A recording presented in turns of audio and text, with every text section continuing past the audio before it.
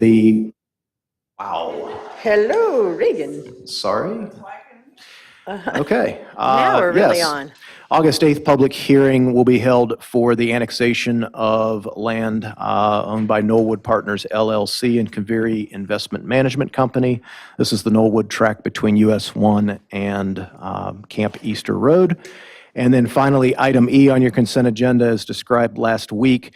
This is simply a resolution that's been asked for by the state of North Carolina Alcoholic Beverage Control Commission, designating the police chief as a representative for sign-off on those forms. The police chief of Southern Pines has been that sign-off for decades now.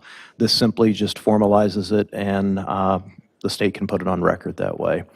Under your action items, we do have the appointment of Mary Miller to the Appearance Commission for a 3-year term, and in addition to an amendment to the current Code of Ordinances, not the UDO, but the Code of Ordinances regarding yard sale permitting in the town.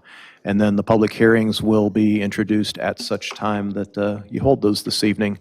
I'll simply finish up with a reminder and/or a notice if it's the first time you're hearing it, but there is a draft comprehensive land use plan or draft comprehensive land plan available at this time, and there is a public meeting scheduled in this building from 6 to 8 p.m. on Tuesday, the 25th. So if you were not aware that that is out, I know staff has done an excellent job of building a release list of emails and things, and quite a few people have already been advised of that and taken to the link, but as we do stream these days, I thought I would go ahead and mention it if you don't happen to be on that particular email list out of planning. With Are that, I'll these- turn it back over to you, Mayor. Are these back there somewhere? Okay. Yes, I put flyers at Okay. the, where the So agendas grab are. one just as a reminder. And they have a Thank you. QR code that will take you directly to the plan. Excellent. That's wonderful.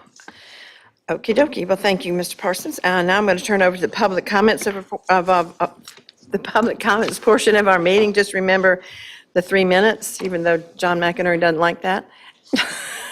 I'm not calling you out. So if you have something to say, please do. State your name and your address, please. Hi, guys.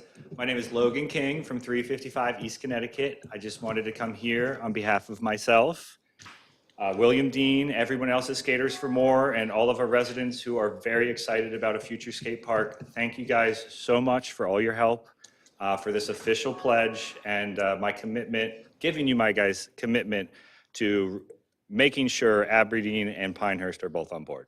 Thanks again. Thank you, Logan. Anyone else? All righty. Quiet group. So now we're moving to the consent agenda. Any questions or comments or changes? I need a motion to accept the consent agenda. I need you to do it. Somebody. I can't do it to all, so. Okay.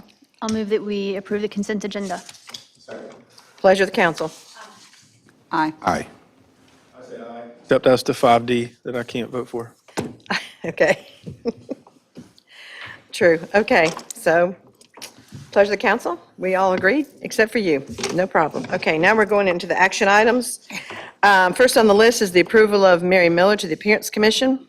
She's representing the ETJ, and I want to say now, thank you, Mary, for your willingness to serve. So I'm looking for a motion to approve Mary Miller on the Appearance Commission. I'll move to appoint Mary to the Parents Commission. Second. Pleasure of the council. Aye. All right, excellent. The next is an ordinance 2093, a recommendation of the changes by our town attorney to the yard sale ordinance. Thank you, Mac, for getting us in compliance with the legislature situation here. So I'm looking for an approval of ordinance 2039. I'll move that. We approve ordinance 2093. 2093, something. Yes, thank you. You do the Second. right numbers. Second. Aye. Aye. Aye. Now we're moving on to the public hearing. The first one is 080123, amendments to the architectural compliance permit process of the UDO. This is basically a variety of text amendments related to the architectural compliance permit, and it's requested for us to review as part of the UDO. So I need a motion to open the hearing. Open the public hearing for AO-01-23. Second. Pleasure of the council. Aye. Aye. Excellent. Good evening, members of the council. I will ask if it's okay if I stay here so I can Sure. run the laptop and the projector because I don't have my clicker tonight. It's a member of our team has the clicker for a different meeting, and we only have one clicker. So I make a motion, we get more than one clicker. How about that? You would think that we can. So, Yeah, I think we should. thank you for come. the support, Suzanne. Passed the budget, I'm not amending it. Anybody have an extra clicker out there? All right. So I agree with the Town of Southern Pines Planning Department. I bring before you a text amendment to the Unified Development Ordinance. You may recall the genesis of this text amendment was a discussion about the process for architectural compliance permits and the size of buildings that qualify for administrative review versus the size of building that needs to come to the town council for review. So the staff report that details this text amendment, as well as a copy of the text amendment, the sheets, the pages from the UDO with all the amendments shown and track changes, that has been available online prior to this meeting, so people have had an opportunity to look at that. Hopefully the council has had an opportunity to look at the staff report as well as the changes. The changes really boil down into four main topics. I won't bore you by going line by line by line through the changes because, again, they are available online and there's a track changes version out there. What I will do, like I said, is go through the main topics. Right now, the way the Town of Southern Pines looks at architecture for commercial structures is that any application for a building permit has to first secure an architectural compliance permit to make sure that the architecture complies with 10 standards under Unified Development Ordinance, Section 4.10.4. If it complies with all 10 of those standards and the building is less than 3,500 square feet, it may be reviewed by town staff for compliance. We sit down, we go through the 10 criteria. The application for a building permit has to contain all of the materials we need to verify compliance. But we do that, and then it could be administratively approved. That's something that can take, if all the materials are submitted to us for review, it's something that can take as little as 2 or 3 days, and we verify compliance. So I wanted to give you some examples of the type of size of buildings that we're dealing with when we say 3,500 square feet. This is the new Freddy's Frozen Custard. Most everyone is familiar with this building out on the side of 15501. This is 3,187 square feet. It missed full compliance by just one issue, so therefore it did come before the town council for review. But other than that, this is a compliant structure. It meets the requirements for brick, for window fenestration, for roof line segmentation, et cetera. However, any structure, any commercial structure, whether it complies or not, that is larger than 3,500 square feet has to come before town council. So even if an applicant checks every single box, if it's 3,600 square feet, if it's 10,000 square feet, it has to come before town council. What has been discussed is that has resulted in an awful lot of commercial structures being in front of town council for architectural compliance permits. You guys have been through many meetings where there have been 2 or 3 or 4 architectural compliance permits, and you go through them each. So the proposed text amendment is actually to increase the size that would qualify for administrative review to 15,000 square feet. What we hope will occur, we do see situations where applicants come in and they are short of compliance, but they know they have to go to town council anyways. So rather than try to comply, they say, well, we have to go to town council anyways, so we might as well just request our deviations and move forward. This is the structure we want. Sometimes that involves using cheaper building materials or using a different appearance that isn't consistent with the town's architectural code. So the intent of the proposed amendment, the first part of the proposed amendment, is to try to see if we can't get greater compliance by incentivizing more applications to fully comply because they'll qualify for administrative review. So as some more examples, this is an 8,224 square foot building. This is the Chipotle Sleep Number building right next to Freddy's. If this building came in and if it fully complied with all 10 criteria, it could be reviewed administratively and the building permit could be approved after site plan review.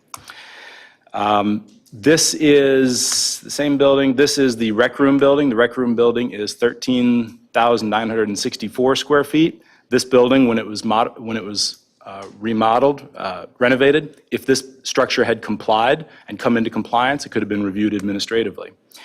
This is the Tyler's Ridge Shopping Center by the roundabout by the airport. This is 14,139 square feet. This is as big as it would get and still qualify for administrative review. So this gives you an idea of about the tipping point for a structure that larger than this, no matter what, whether it complies or not, under the proposed text amendment, would have to come before town council.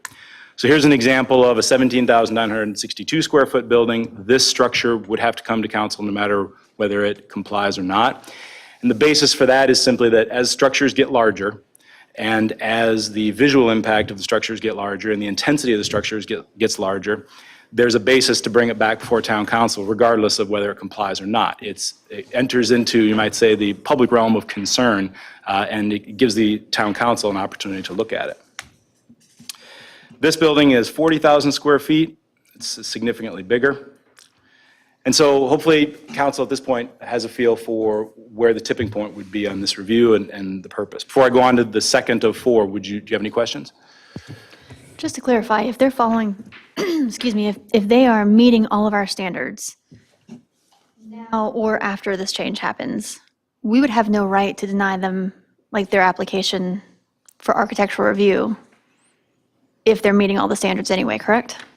That's correct. So in a moment here, I'll talk about something that actually the town attorney brought up that I think is an interesting option to look at. And if you'll give me a second to get to that, I'll come back to that point, actually. That's a great question. I appreciate you asking it. Thanks. I have a question also.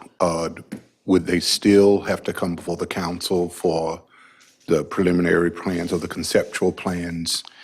So if it's a planned development, they would, yeah. Okay. So imagine, if you will, a general business zone where, let's take one of these uses. General business zone where, Freddy's is a really good example. General business zone, side of the highway, it's already zoned for quick serve restaurant. Quick serve is a by right use. That's not something they have to go through plan development. That's not something they have to go through conditional, special use permit, any of those things. These would go, they always go straight to site plan and architectural compliance. There are projects, we review both of those and they go on and you guys never see them. There are other projects, however, that it might be under 3,500 square feet, but it doesn't fully comply, so therefore council does see them. So, yes, any type of project that requires a zoning entitlement, like a plan development or a special use permit, yeah, Right. absolutely, you'll still see those. That comes before this even. Right. Yeah. All right.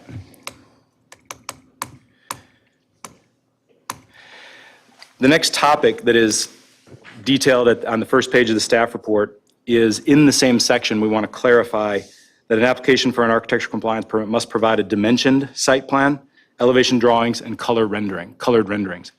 The reason for this is because frequently we get applications for architectural compliance permits that look like the one you see here on the screen. The applicant, thinking they're doing the right thing, they read the regulations. It says they need to submit building elevations. They call out what the materials are, and yet this right here doesn't tell us hardly anything we need to verify compliance. Because, for example, we need to verify that the windows on the front of the structure between the height of 2 feet and 10 feet are no less than 70%. We need to quantify the percentage of brick and if it's compliant or non-compliant. And I could go down the list with all the different roof segmentation requirements. It all requires them to have these details on their rendering in advance, because otherwise we're using an engineer's scale on a blurry image that we have to print out and try to measure, and it just doesn't work very well at all. So that's topic number 2. Topic number 3 is to remove some subjective criteria, which are the criteria for review of an architectural compliance permit. And the criteria right now for all architectural compliance permits are, number 1, that it's consistent with applicable comprehensive plan goals and policies. Number 2, that the application substantially conforms with the applicable multifamily or commercial design standards, all the standards I was just reiterating, the 10 standards. Number 3 is that they are consistent with the applicable conditions of prior development approvals. That's important. And number 4 is that the development as proposed will be compatible with neighboring development and has mitigated potential conflicts. Number 1 and number 4 are a little bit difficult for staff when it's an administrative review because they are subjective in nature. If an application comes in and we are increasing the number of administrative reviews we're doing, and we're doing under these criteria, we have a problem if there is a problem with number 1 or number 4. Because now staff is denying it based on what? compatibility with neighboring development. Compatibility is not something that is an administrative criteria. Administrative reviews are either, they're binary. They're a 0 or they're a 1. They are either black or white. So we want to try to get that out of there. Now, this was the text as it went to the planning board and as it went into the packet. But I wanted to talk to you tonight briefly about an alternative to this set of criteria because of some comment that was provided by our town attorney, Mr. Mac McCarley. Mac brought up the fact that when the town council looks at architectural compliance permits, and we have a comprehensive plan, both the existing one as well as the new one, that are very concerned with compatibility and character of development. If a project is over 15,000 square feet, it's a big project. And if it's over 15,000 square feet, or it's under but it doesn't comply, and council is looking at it, there is a sound basis for having the criteria regarding consistency with applicable comprehensive plan goals and policies. It gives the town council the ability to look at the comprehensive plan and say, there are multiple things here in our, for example, with the new plan that is available for public review right now, it calls for character districts. As an example, if you were looking at a certain development in a certain character district and it was very much out of character, the way it's written, the way it's rewritten in the alternative language on the right side of the screen is that you would actually leave criteria 1, or A in this case, I'm sorry, I'm mixing those up back and forth. You would leave A in, which is consistency with applicable comprehensive plan goals and policies. But my concern in communicating with staff was, I don't want that in there for the ones we look at, because it requires us to make a subjective interpretation. So the language proposed for your consideration to compromise and get what we hope is the best of both worlds is that for buildings with 15,000 square feet or more of gross floor area, or that do not comply with the commercial building design standards in section 4.10, what isn't stated there is, ergo, town council is reviewing them. The application is consistent with applicable comprehensive plan goals and policies. Now council has the ability to evaluate and weigh the comprehensive plan. The last of the criteria, which is the compatibility with neighboring development, we still propose to remove that and just rely on the comprehensive plan, because comprehensive plan has a lot in it. Both the existing as well as the proposed has a lot in it about character. So do I understand that you are suggesting we remove any standard of subjectivity from anything less than 15,000 if it's in total compliance with the UDO? yes, ma'am. And can you refresh my memory on a building that is, we flirted with 10,000 and 15,000. Can you take me to a 10,000 square foot building?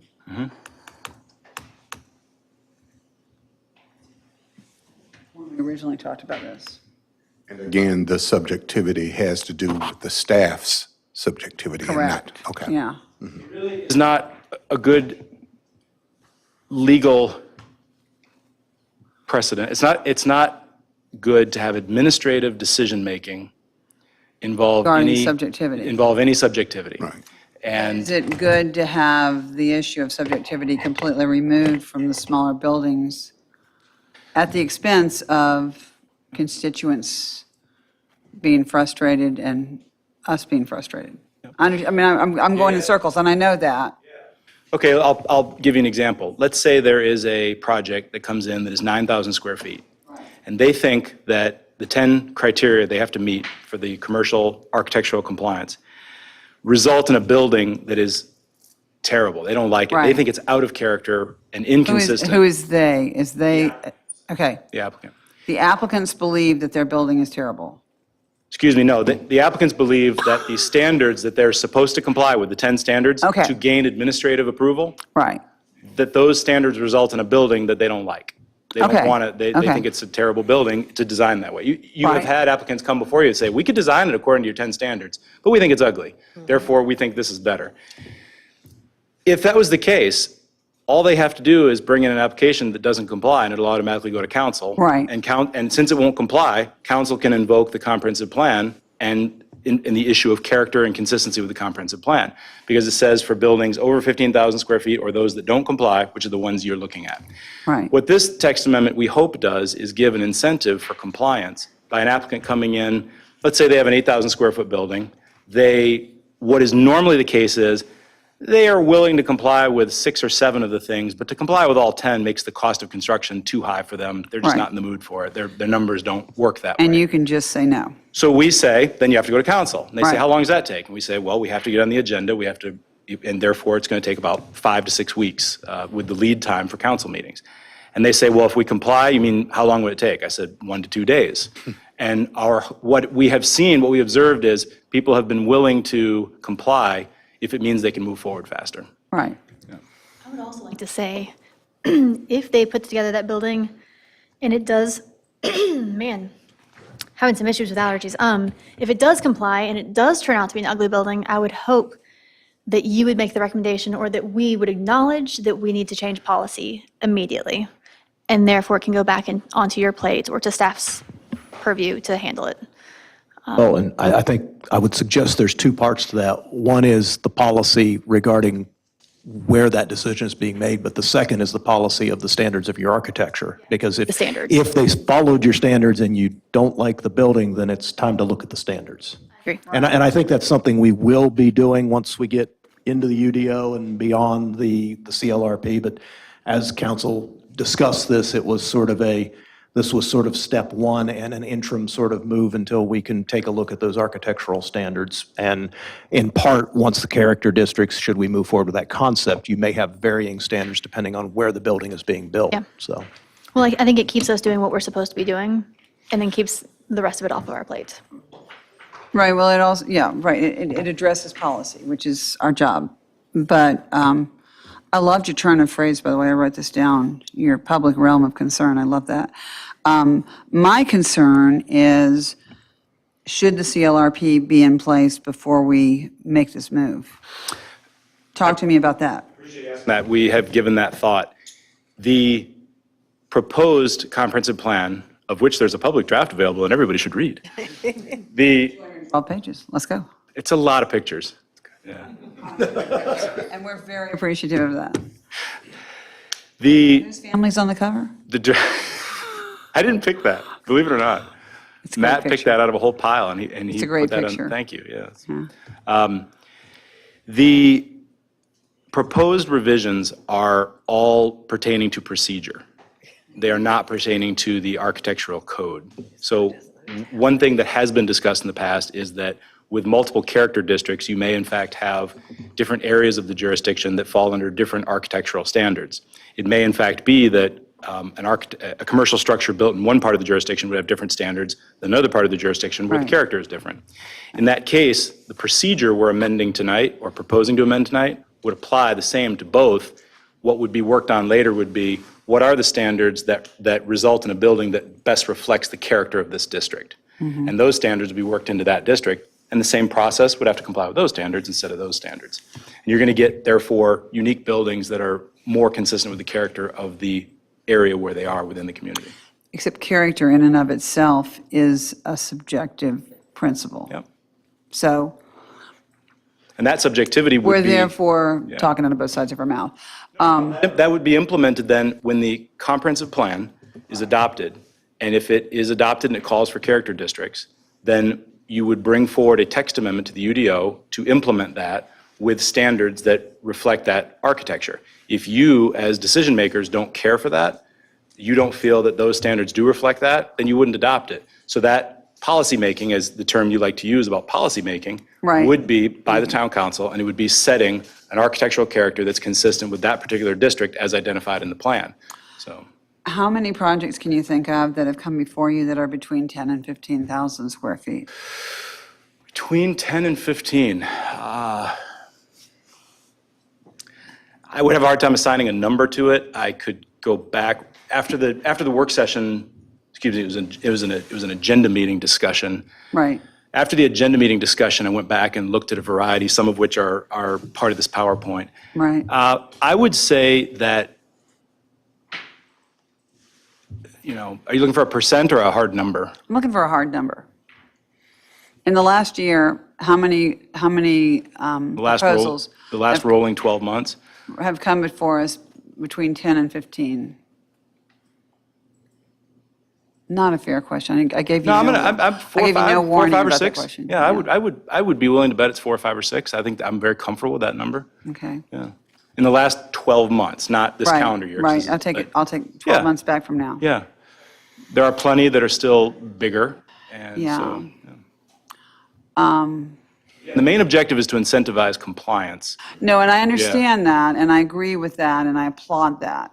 And I think that we should say no in general when people don't comply.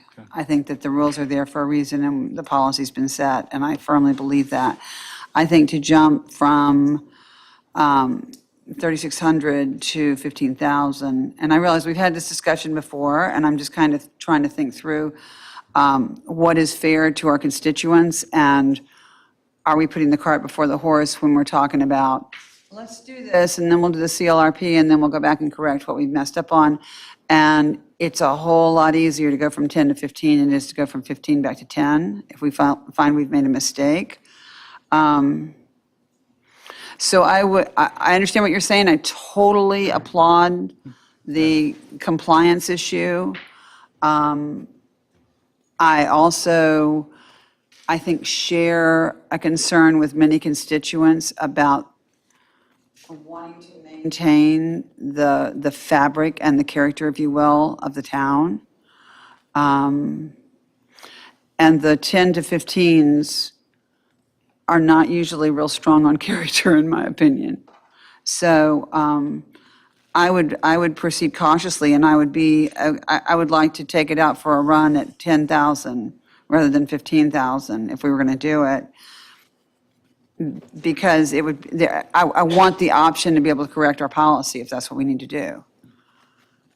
Your 10 to 15,000, I mean, it's entire area, it's lines of stores, it's not just a store.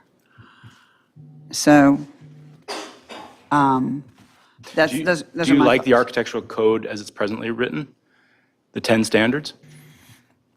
I think I'm okay with the 10 standards. I think we're just taking a lot of things out for a run here, and I don't want to necessarily, I do want to encourage compliance. I don't necessarily want to send out a message that I'm looking for a bunch of 14,999 square foot buildings to come in here that I don't really think comply with, quote, the character of the town. So that's my concern, and I may be the lone wolf on that. But you do feel like our standards comply with the character of the town? No, I don't know that they do. I mean, put it out there and somebody's going to take the rules and bend them in a way. I mean, I've taught high school. I know how this works. You know, you set the rules and then the kids figure out a way around the rules, right? So I am interested in being on the alert and no, I don't want to be boxed into saying, I see absolutely no flaw with the architectural I mean, I understand that they're there, I understand they're a great shot at it, but I want to be able to correct that, which has been done in the past. Historically, that's been done. When, and previous administrations, when a metal building was put up and everybody went, oh, man, we got to change the standard. We got to change the standards to not be able to do that again with the metal facade. I just had a question, because I want to understand the size thing. We're not saying if they're 15 or less, or 10 or less, or whatever it is, that there no rules apply, because you're then the gatekeeper, not us, right? And you're still looking at it against the standards, whether it's 15, 10, or 5. The only thing that keeps coming to my mind based on your comments, and I understand your comments, and I Right. very much appreciate them, and not arguing at Back all. at It's you. not my place No, to do that. no. The thought that keeps coming to my mind is that if a building doesn't comply, we won't approve it, period. Right, So period, right. anything that you don't wind up seeing, you only won't see it because it will comply with either the current 10 standards Right, or whatever standards are adopted in the future. So if it's 14,999, but it doesn't comply, we're not going to look at it anyways. They're going to have to go to town council. If it's 2,100 and doesn't comply with one standard, it's going to have to go to town council Right. like it does now. Right. The only thing we'll look at will be those that fully comply. Comply. And so the only thing at that point that council would gain by looking at it, say the ones from 10,000 to 15,000, that maybe 15,000 is too big, so you want to see the ones that are 12,000. If it still complies and you're looking at the one that's 12,000, the only thing you gain at that point is the ability to say no based on inconsistency with the comprehensive plan, which may, but that's, because we're still not going to approve it if it doesn't comply. And I totally get your compliance argument. I understand that. And I also appreciate Mr. McCauley's attempt to streamline this. I mean, does not want to be here till 1 in the morning. I get that too. And I really appreciate all the work. I'm more comfortable with 10,000 square feet to start out. Any thoughts on when it comes to council and we are making decisions on subjective criteria for architectural review? Do you have any thoughts on that? From a legal standpoint? One of the primary roles of a town attorney is to protect the council's right to decide. And I know that you all care about the character issues and the subjective view of some of those applications. So my suggestion back to the planning director was give the council the opportunity to apply that subjective criteria when you feel it just doesn't fit. And I think that's what constituents want to see too. I think we're hearing that loudly and clearly. So then, BJ, if we went with your recommendation, but also changed it to Ann's recommendation of 10,000, does that allow you to step into this process in a way that maybe in 6 months or a year from now, we can review it and decide if the decision we've made needs to change? Yeah, of course. You're going from 3,500, there are buildings that come through that are between 3,500 and 10,000. Right. If they, yeah, so you are still, you're going to reduce some of the commercial structures you would be looking at if they choose to comply. Yeah. If they still don't comply, you're still going to look at them regardless. But those 3 buildings, if you will, count as one building, right? What's on the screen right now, is that 8? That's one building with 3 different storefronts. Yeah, that's a 4-unit commercial shell. Right, Commercial shell right. building is one building, and then you can divide up the interior however the tenants wish. Right. It could be 4 units, it could be 2, it could be Got it. 1. Okay. I'm much more comfortable with 10. Anyone else have strong opinions about 10 or 15? So if I'm understanding correctly, we're still going to be seeing most, as we typically do in AR, given the number of deviations, especially awnings. So we're probably, that's right, sorry, thank you.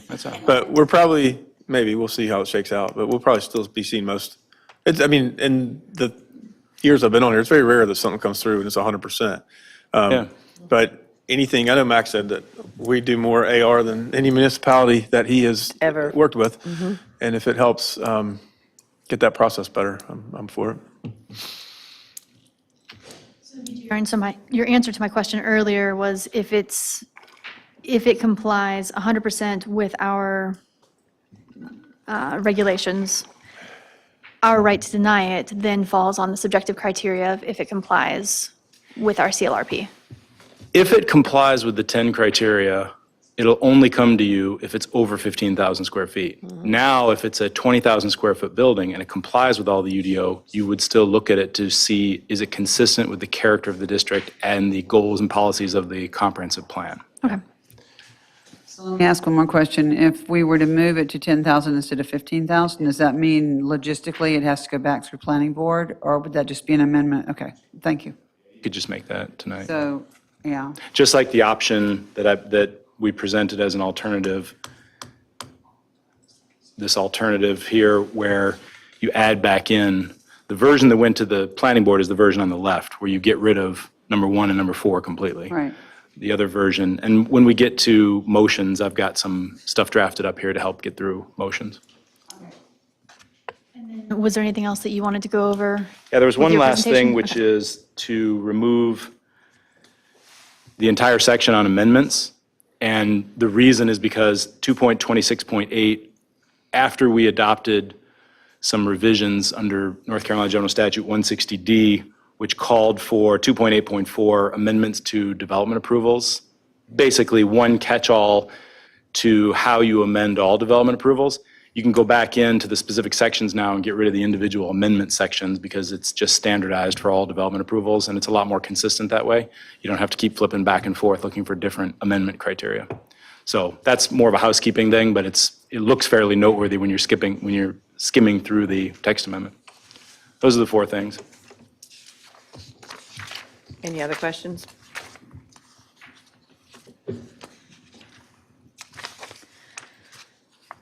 Nope. So where are we with 15 or 10? 15. And we have someone who wants it to be 10, so y'all, Making a step in the right direction, even at 10,000 feet. So I'd say let's go ahead, and my recommendation would be to stick at 10,000 feet and then update it later. Do we need to close hearing before we talk? well, we're still, no, we have to close and then vote. Yeah, I mean, it's somewhat arbitrary. We're just trying to pick a number to see how it works. I'm okay with either one. So yeah, if 10. Yeah, if no one's fallen on a sword with 15, and 10's fine, everybody fine with 10? Okay, I guess we'll go with 10. Was there any public that wanted to speak on it? Yeah. Okay. Yeah. Since this is public, if anyone wants to speak, feel free to come to the front. Oh, come up to the front and state your name and your address, please. Karen Tusing, 210 Grove Road. So can you all think of an example of a time when something met the compliance but didn't meet the character that you all were looking for, so you ended up making them go back and redo it? And so are we looking at this now happening from all the buildings between 3,600 square feet and 10,000 square feet, where BJ can't say no because it's subjective, he has to say yes, and then after he says yes, you all then get to look at it and say, whoa, that doesn't meet the character? Any, Can't think of any. We wouldn't be able to say no. That's what my Right. question, yeah. So basically, you can't say no to anything between 3,600 square feet and 10,000 square feet if you vote on this. Right, and it's well put, and thank you. The beauty of it is you play by the rules, everybody plays by the rules, and we don't spend a lot of time with people asking for exceptions. So, I was looking at the new plan for like complete neighborhoods, and I haven't gotten through the whole thing. So are those, we don't have the design standards yet, so between now and when this comes out, people can put in for whatever with the current standards. But that it goes, I don't know if the current standards go all the way out to the outlying areas, I forgot what you call them, the ones that are outside of city limits, but What you're thinking, ETJ. they have to follow the same. thank you. Else?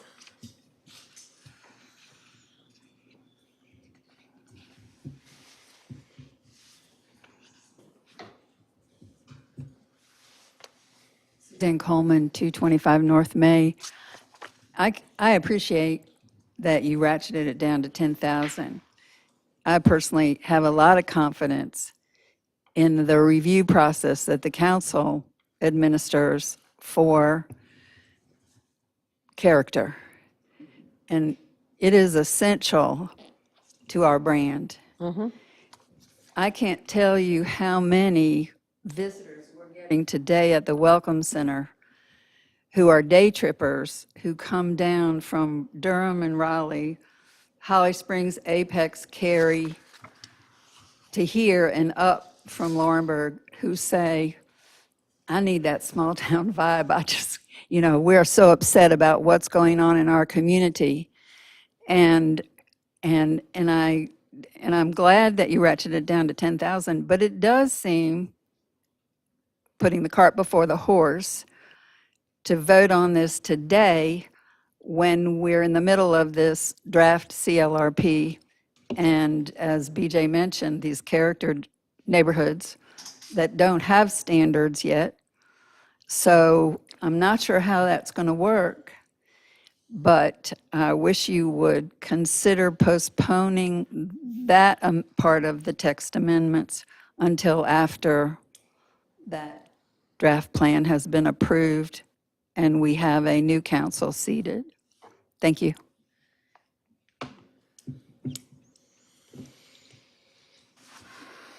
Thoughts, council? I mean, I think that as we review our comprehensive long-range plan, what I think the direction of that plan is going is to create character districts so that not everything is cookie cutter like downtown. And I think downtown is the character we're trying to protect, which our current UDO speaks to. So I don't think approving it now creates a problem, because I actually think it holds people to a higher standard than they may have to when things move forward. I mean, I'm okay moving forward now with 10,000. I'm okay with moving forward as well for the same reasons. Okay. And I put a lot of faith in our town staff, because y'all do a good job and you're knee-deep in this. But Except for you, BJ. The rest of them fine. I mean, at some point, because I know we've seen plans where it's like, okay, if this were to 100% comply, and it just doesn't look as well as some other ones. So I don't know. I guess ideally, I would hope that at some point in the process, y'all, maybe this isn't possible, and it highlights, this fear of what could happen, that you'd be able to be like, okay, that 100% complies, but if we tweak this, sometimes it's the 100% brick looks much. boxy and prison-like and, altering it or putting things. So I guess you could say like, what about this? But would we be painting you into a corner where you couldn't offer suggestions for what would make it better if it fits that little small window of square footage? I can go online right now and Google ugly brick buildings and find 1,000 examples.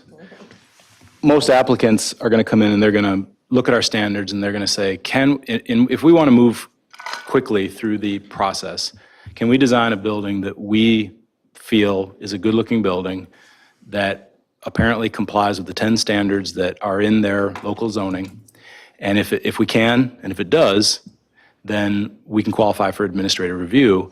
And therefore, that was the incentive to comply, ironically. I hear a lot of talk about concern about protecting the character. And from staff's point of view, when an applicant comes in and says, yeah, I'm not going to meet 4 of those standards, so we'll just ask the council. And then it comes before you, and the way they do their show, they make it look good, and they make it this, that, and the other thing, and it could have complied.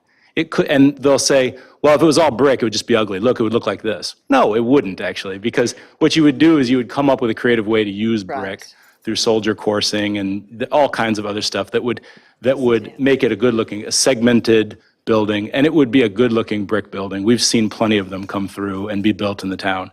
So incentivizing greater compliance with the 10 standards. And yet, if you have a situation, either because of location or because of a type of building where it just can't comply, there is always the option to just take it to council, and you guys will see it, and you can make the judgment call. So the only thing we're giving staff the authority to do here is to more quickly review those that fully comply and are. So does that answer your question?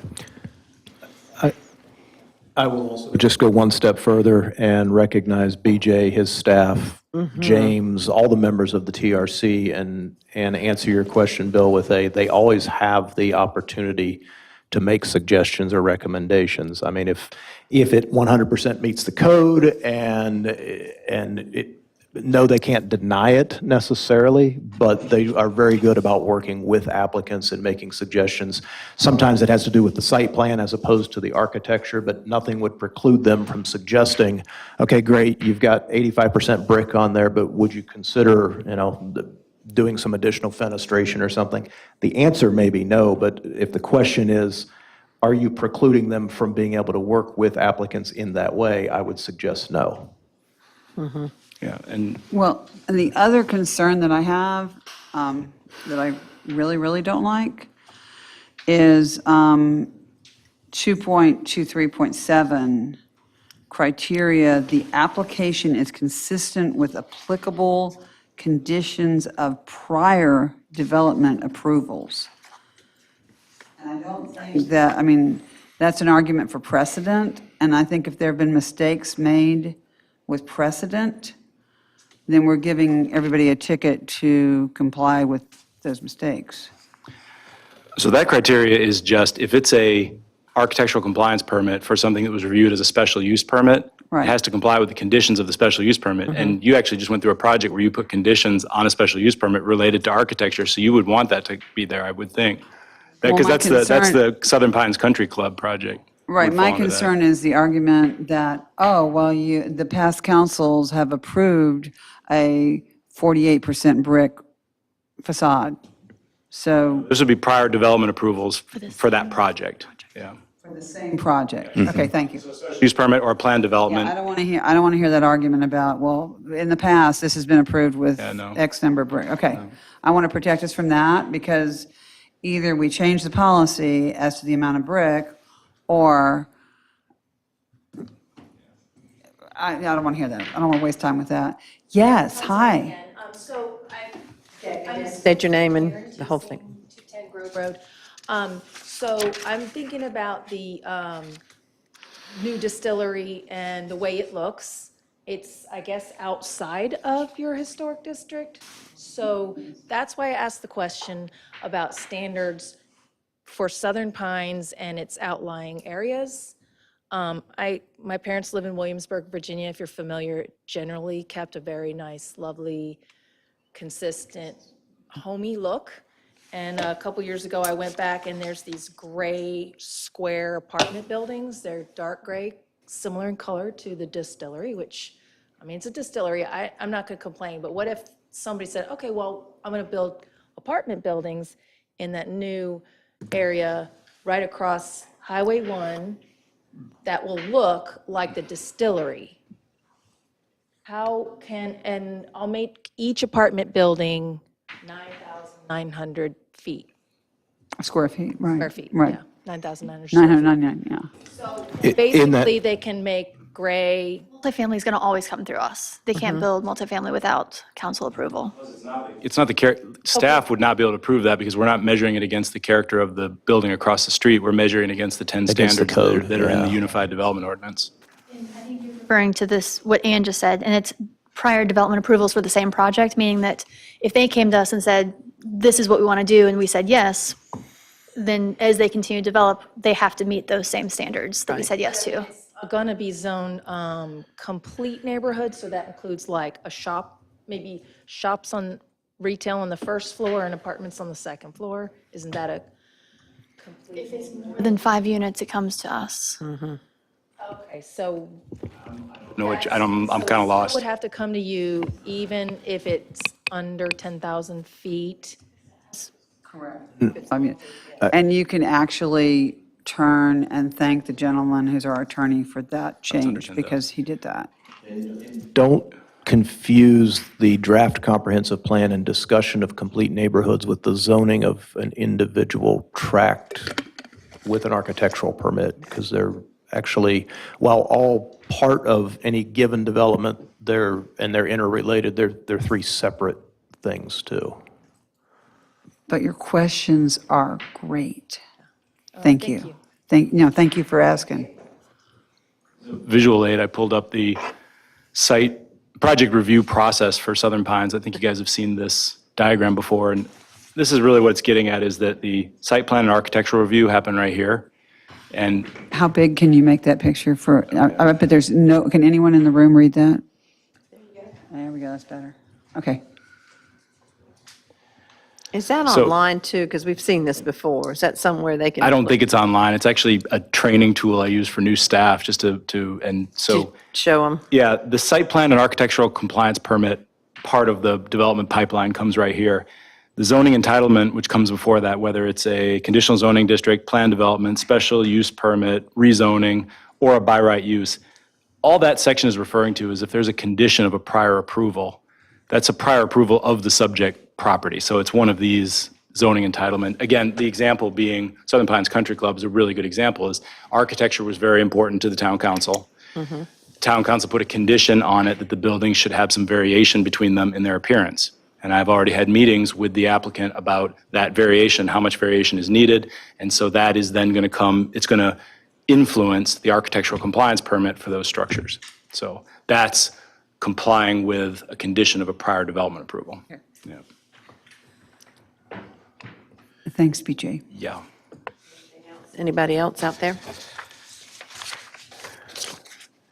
Are we ready to move on?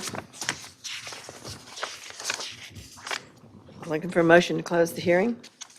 So moved. Pleasure of the council. All right. All right, so we have to decide if it's consistent with the CLRP, but we also have some changes made.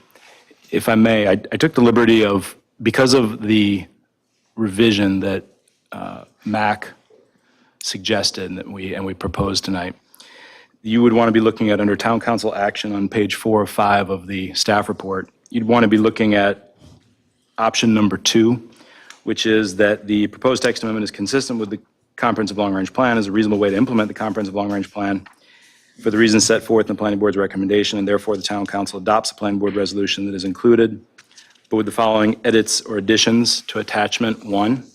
And then if you turn to the planning board resolution, I just want to add a sentence about that better justifies and establishes consistency with the comprehensive plan for the amendment proposed by MAC. If you want, I can read that into the record real quick. So for the planning board, the motion number 2 is referencing plan consistency by cross-referencing to the planning board resolution. Okay. You go through all that, and at the next to last sentence, after policy P-11, recommend adding the sentence, furthermore, requiring town council review of all large and/or non-compliant commercial structures for consistency with the goals of the town's comprehensive plan is reasonable and in the public interest, because those commercial structures are most likely to have an impact on the overall character of the neighborhood within which they are located. You would add that to that and do that as part of that motion. Okay, That would be my recommendation for good language. motion maker. Can we, Do you want to try to get through it? Yeah, go ahead. So you can, if you want us to reference that, but then amend the reference back to the approval with conditions. So, yeah, let me go up a level. So the state statute requires that the governing body make a statement regarding consistency with the plan. That can be in the minutes of the meeting. It can be a variety of different ways. The planning board has already adopted a resolution regarding consistency with the plan because they have to do that as well. So what we normally do is we attach their consistency statement and we tee up a motion for the council to say, we feel it's consistent for the same reason the planning board felt it was consistent, see the attachment. But in this particular case, the planning board didn't see the town attorney's option. So in order to justify the town attorney's option better and make a statement regarding consistency, I'm proposing that if you take that second motion, with the following edits or additions to attachment. to attachment 1, which is the planning board's resolution, you are now modifying, you're adopting the planning board's language and adding one sentence to Adding. make sure that it's clear why you're putting review of larger projects back in. okay, Review of larger projects for consistency with the comprehensive plan back in. Does that make okay, sense? Also need to change 15 to 15 to 10. We'll do that under the second motion, yep. Because that doesn't have an All right, effect you on ready? plan You consistency. got it? Okay, Just one other question I had. You're calling it attachment 1 in that motion, but I think it says attachment A. It does, I'm sorry for that, yeah. Which one you want? 2.26.7. It would be attachment 1 to the staff report, so, Oh, okay. yeah. all righty. All right, then I'll make a motion after considering criteria for the text amendment found in UDO 2.17.10. The first of which is consistency with the comprehensive long-range plan. The town council finds that the proposed text amendment is consistent with the comprehensive long-range plan and is a reasonable way to implement the CLRP plan for the reasons set forth in the planning board's recommendation. And therefore, we adopt the planning board resolution as included as attachment to the staff report for AO-1-23 with the following additions, that being to incorporate comments at our meeting today to add for larger buildings back to us for review. I would like to correct instead of AO, it's OA. OA, But right. otherwise, I will second that. Right. Is that what you needed, BJ? Adopt that language that I read, or do you want to go with what you said? It's okay. Yeah, either way is fine. Either, whatever works for you. Whatever's If I can best. incorporate what you said into that motion, that we'll Whatever do Mac that. thinks is good. Right here. Perfect. Okay. Record. Is good with, if you're good with that, because this was your baby anyway. Okay. So what it says is with the following edits or additions to attachment 1. So you then go to attachment, and it concludes by saying, therefore, it says the proposed amendments are also consistent with policies related to architectural compatibility in commercial neighborhoods and fostering an economy consistent with the character of the community. Furthermore, requiring town council review of all large and/or non-compliant commercial structures for consistency with the goals of the town's comprehensive plan is reasonable and in the public interest because those commercial structures are most likely to have an impact on the overall character of the neighborhood within which they are located. Sounded perfect. Yes. That sounds great. That's That's is- it. So we need a second. Good job, Bill. You didn't even, your lips didn't All even right. move. You did great. Second that, but does Beth, are you okay? Do you have that? All right. Okay. Aye. Okay, Therefore, go back up. Now, therefore, I move to approve. OA-01-23 as attached in the staff report, but with the following changes, that 15,000 feet be lowered to 10,000 feet for the threshold of review. Second. So mention the addition of section A in 2.26.7, because in the one that the planning board went over, and then the one that was in our packet, A was taken out.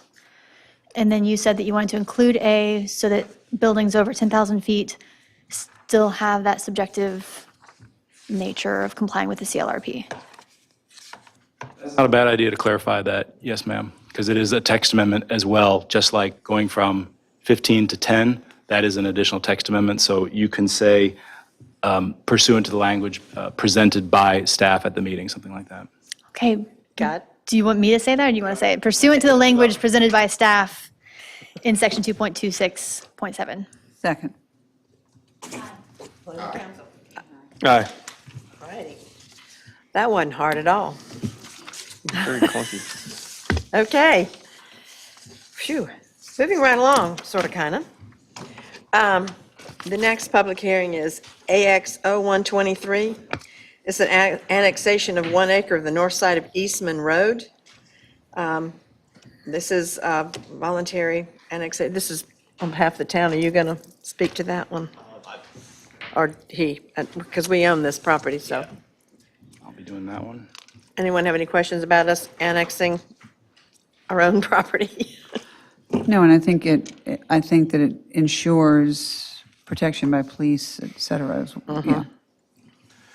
So this is an annexation request by the town for a 1 acre parcel located off of Eastman Road. The parcel is accessed by using the driveway to get to the water tower.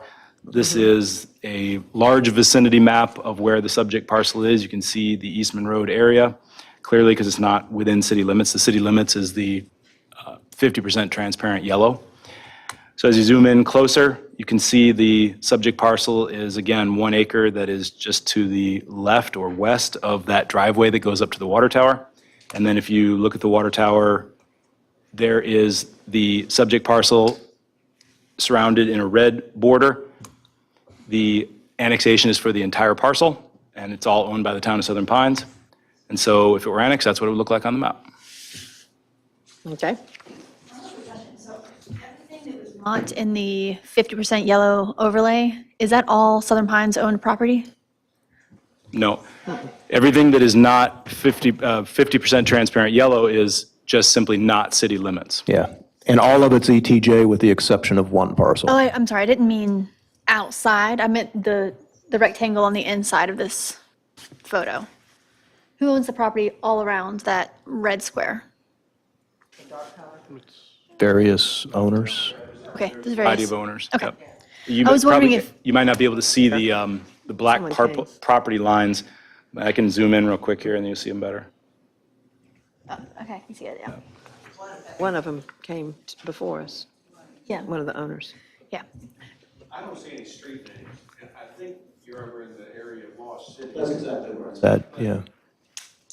Maybe I'm just crippled by military training and can't read a map anymore. There might be other people that don't know where that is as well. I can pull up Google Maps and do a fly-through. It looks like there's a dog leg in Pennsylvania, West Pennsylvania Avenue. Yeah. That's right in line with Pennsylvania. They kept going straight. The description on West Pennsylvania the Extension. thing is north side of Eastman Road, which is Lost City. That the water tower is on, Yes, ma'am. but it's not annexed into Southern Pines?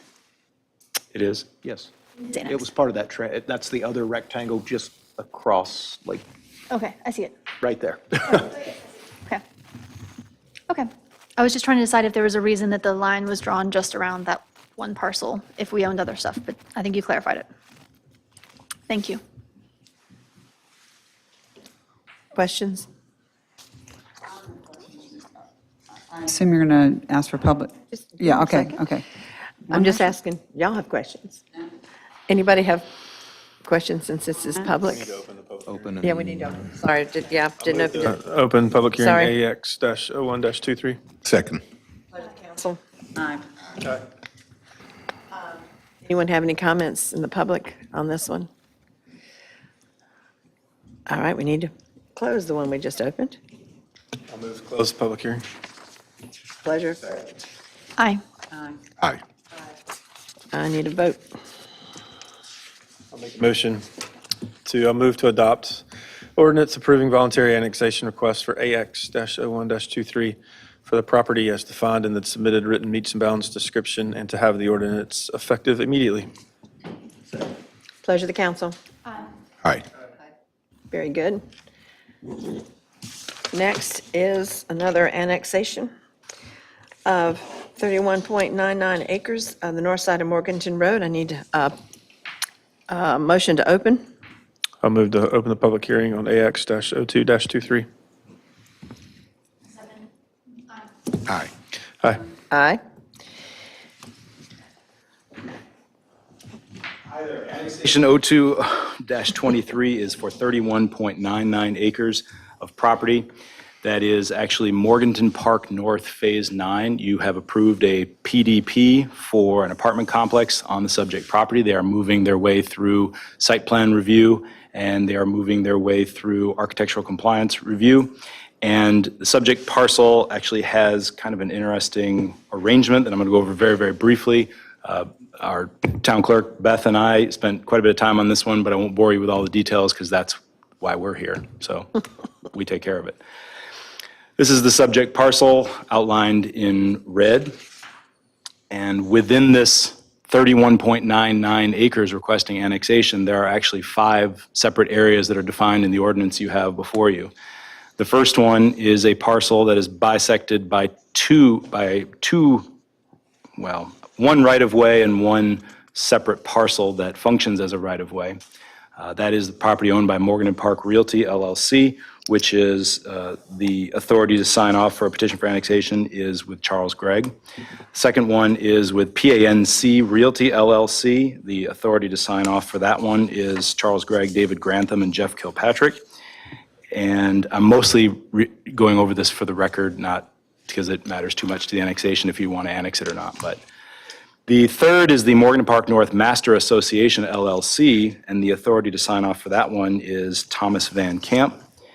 The fourth is, again, the Morgan Park North Master Association LLC. That is for the deeded, what appears on a map to look like a right-of-way, but it's actually a separate parcel that is for the extension of what will be Carlisle. And finally, the NCDOT right-of-way for Tanglewood can be annexed by reference according to statute because it's adjacent to other property being annexed by the town. So there are 5 parcels within there. It is all wrapped up in the ordinance, so all you have to do is adopt the ordinance via the motion. I just kind of wanted to give you the context of what was going on inside that boundary. Thank you. Do you know where this is? People? Marsh, you got this one? Yes, I do. I'm just picking on you.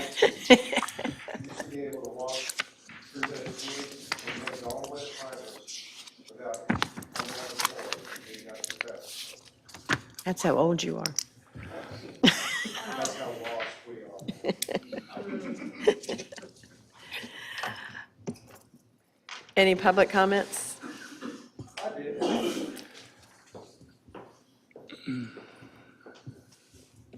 Marsh Smith, 568 Santee Road. I can't think of the name of the Supreme Court case, but my late law partner probably knew it by heart. It was a dissent by Justice Blackmun in a capital case. It was not possible to reverse due to precedent. And Justice Blackmun went through what was going to happen to this guy. They'd give him his last meal. They'd take him to the death chamber. They'd wipe his arm down with an alcohol sponge. After they strapped him down, they'd put the IV in, and then they'd inject him with fatal drugs and kill him. And he went through all of the jurisprudence from Gregg, the Supreme Court once banned the death penalty and then brought it back. And in the end, Justice Blackmun said, I will tinker with the machinery of death no more. It is broken, and I can't fix it, and neither can this court. We need to throw it out. My God, we're talking about this like it's not anything short of a tragedy. All that land, when I was a kid, you could walk under forest cover all the way from the traffic circle. Don't take my word for it. Ask Rick Lewis, retired English teacher from Sandhills Community College. We as a country are telling people in South America to take care of the rainforest.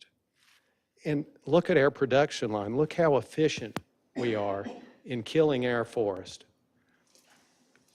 And it's a crying shame. That's all I've got to say. Thank you, sir. Anyone else?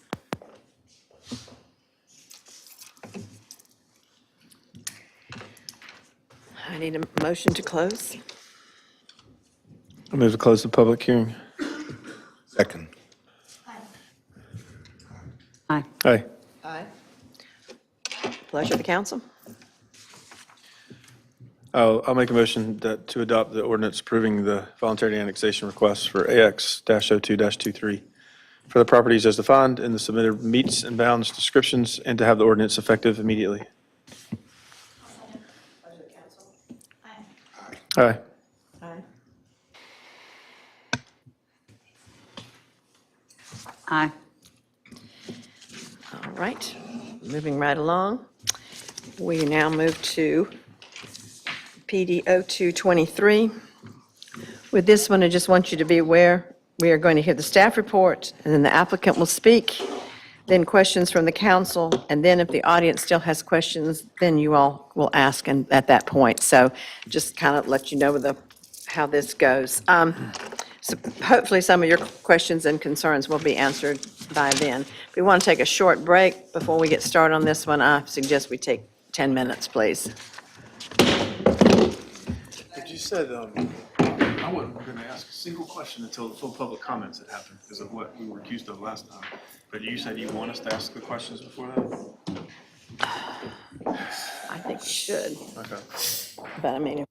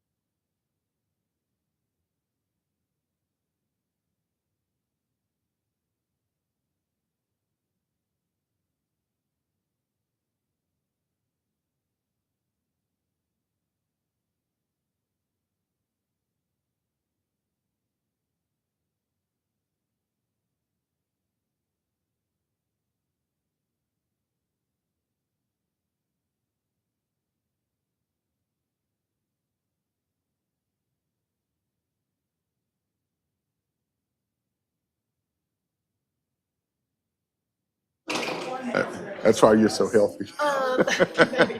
Did you, I texted you, do you feel like we?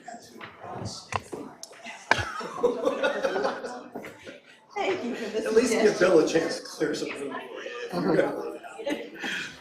Yes. Yeah, I don't think I'll do that here. All righty, let's rock and roll. Let's get this over with. Whatever it is, let's get it over with. All righty, let's get back to it.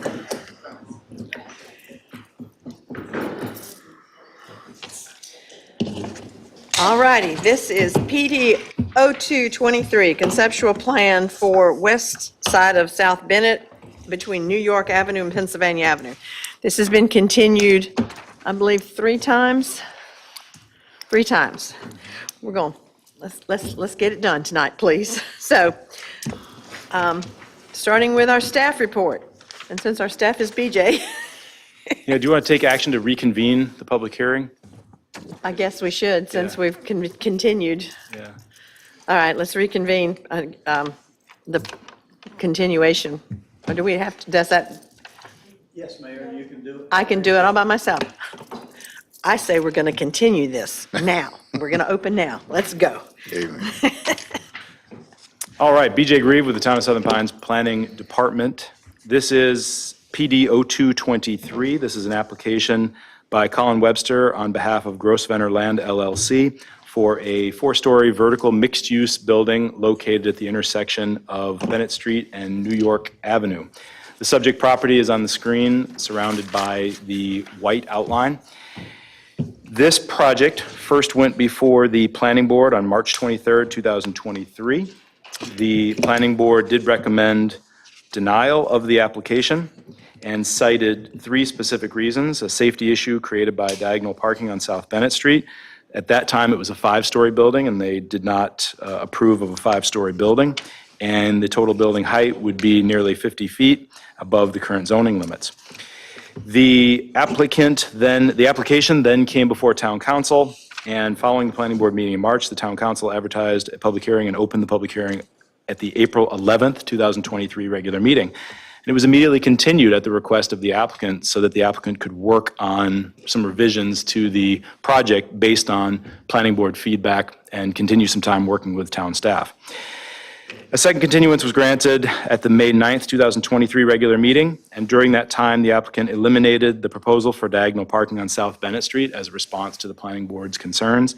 The applicant did decrease the number of stories from 5 to 4, and the applicant did modify the building footprint as well as the orientation of the buildings to have less of an impact on an adjoining landowner that had expressed concern at the Planning Board as well. The public hearing was then reconvened at the June 13th Town Council regular meeting, at which time town planning staff gave a presentation. There was a public hearing, there was an applicant presentation, and it concluded with another continuance.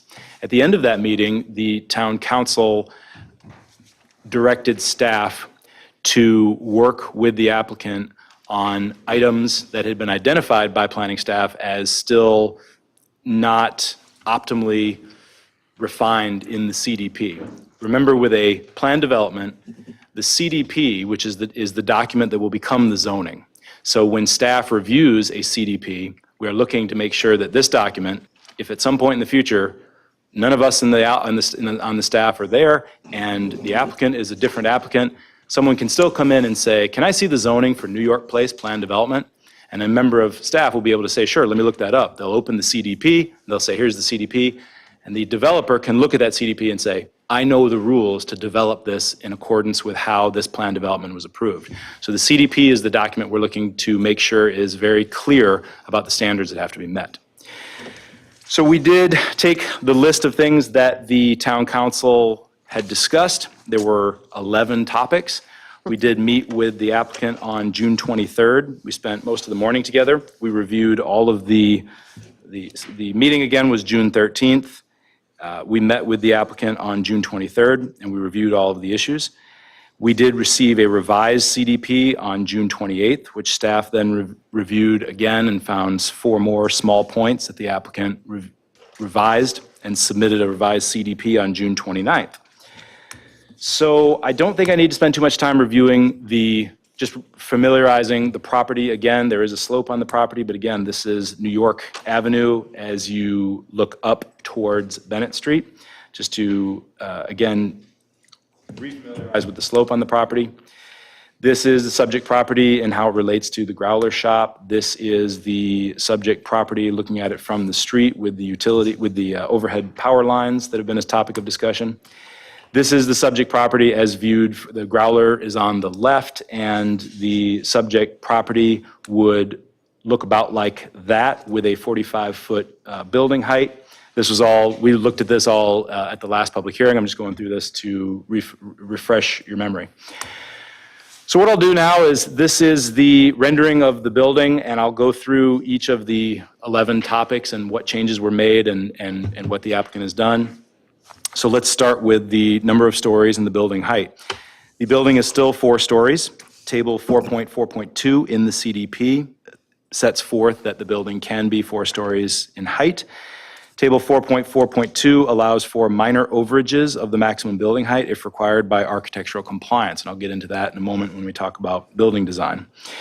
The building height is 45 feet, and again, that would allow for, if the applicant comes in order to achieve segmentation of the structure, in order to allow for a small parapet to achieve an architecture that is consistent with our downtown, because the architecture of just a flat roof to meet the 45-foot standard would not be consistent with the architecture of our downtown. So again, that is the same in table 4.4.2 in the CDP.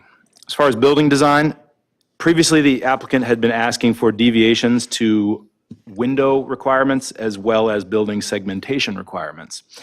The applicant has modified the CDP so that it is now fully compliant with the UDO 4.10.4. There are 10 standards under 4.10.4 that have been the topic of discussion earlier this evening. And it is shown in section 4.5 of the CDP that, again, the applicant will comply with those when they go through architectural compliance permit. Number 3 is related to parking. There are no changes to the count. Section 4.3 of the applicant's CDP says 58 total, 45 for residential and 14 for commercial. The landscaping plan shows 57 total, 48 for cars, 33 under the building and 15 on the surface, and 9 motorcycle, being 5 under the building and 4 surface. So we are still at the same parking you guys saw before. There has not been any on-site parking added. Will you give me those numbers one more time? Section 4.3 of the CDP says 58 total, 45 for the residential land uses and 14 for the commercial land uses.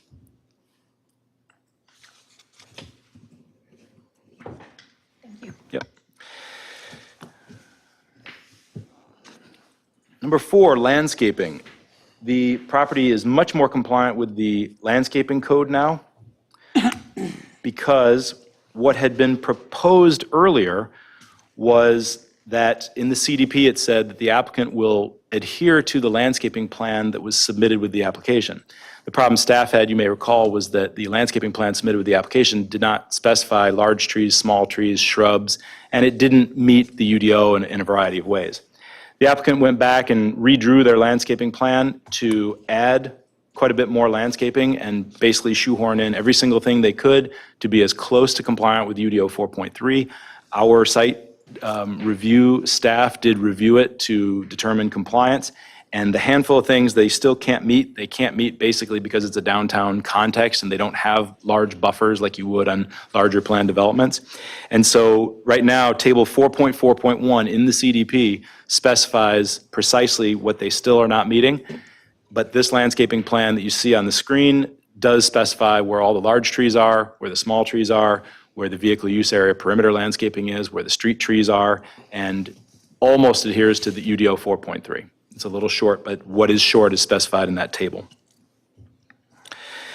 Open space, we discussed with the applicant what the definition in the UDO is of open space and usable open space versus unusable open space. The applicant went back and carved out areas of the plan that can't count as open space. The applicant had been counting things like setbacks and some areas that do not count as open space. With all of that taken out, the open space being provided on the site is now at 17%. It is still 3% short of the 20%, but I would urge the town council to consider that adding 20% to every development in a downtown context for open space is going to stretch and spread things out that is contrary to a lot of the goals and policies of the existing comprehensive plan. So 17% for the courtyard you see on the north side of that landscape plan and some of the other open space. Do you have I know you don't have you don't have the pointer thing. I don't, but I can just do this. Can you show, so what on there is counting for the 17%? Basically, it's this right here and this right here, these two open. None of this up here count, or this back here counts as open space. But this counts as open space because, and usable open space because there's a pedestrian facility that goes through it. And this takes you over to the parking lot here. And so it's a little courtyard. And then this area right here counts as open space. It says on here open, but it doesn't say here open. Right.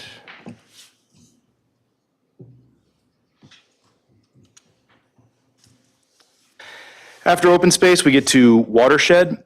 We discussed the definition of built-upon area and what constitutes built-upon area, and therefore what counts as up to your 70% if you get an exemption allocation, a watershed exemption allocation. The applicant did go through and recalculate all of the built-upon area and commits to being under 70% or less if the watershed protection permit is granted as part of this application. It is a 0.8 acre allocation. It would be approximately 450 acres left within that water supply watershed. And according to the UDO, exemption allocation is supposed to be granted in the downtown area on a first come, first served basis. So the UDO all but encourages infill development in the downtown area, and for that exemption allocation in that zoning district to be granted on a first come, first served basis. It also allows in the UDO for watershed protection permits and exemption allocation to be granted as part of any development approval, and this is of course a development approval, so it's all lumped into one. But if this is approved, we will take 0.8 acres out of that water supply watershed exemption allocation. Multifamily residential standards. Previously, the application had been requesting an outright waiver to 4.10.8, and staff had communicated that that was a bit of a challenge because there are standards within 4.10.8 that could or should be met for multifamily, but others that can't easily be met because it's a project downtown as opposed to a large apartment complex with playgrounds and things like that. So the applicant went through and specified only those that can't be met in section 4.5 of the CDP, and staff is satisfied with those that can't be met because mostly many of them that are in 4.5 as not being able to be met can't be met. They're just standards that are for a project with much more space. Number 8 is the frontage. Pause. So, I'm sorry. So if we have a policy and then someone wants to build on a more limited space, we waive our policy? Is that what you're suggesting? I'm not suggesting it in that language, no. I mean, that's what I'm hearing. Help me out here. The multifamily residential standards, Right. when they were developed, it's my understanding they were thinking of a classic apartment complex. Right? And a classic apartment complex is going to have multiple buildings and a bit more space to it. Right? The comprehensive plan and subsequent zoning also calls for infill development and a variety of different housing types. And it is, in order to achieve different housing types and infill, there are areas where standards for a multifamily residential apartment complex that's built in a suburban context simply can't be met if you're downtown trying to provide a type of housing that is more like this, a vertical mixed-use housing type above office and above retail. So again, if you have 10 acres of an apartment complex that is entirely residential, you can and should do certain things that you just wouldn't do in a downtown context with a vertical mixed-use building that is above retail. And so and I can go ahead and look it up here, under section 4.5, not all units are going to have access to a private balcony. 4.10.8C, 7A, and D. If you would like me to go through these, I can. If you I'd don't. love it. Okay. Thank you.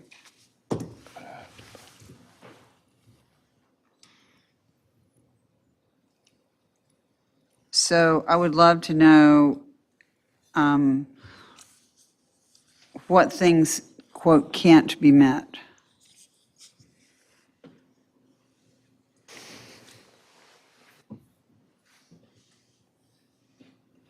So number 1 is all units having private balconies.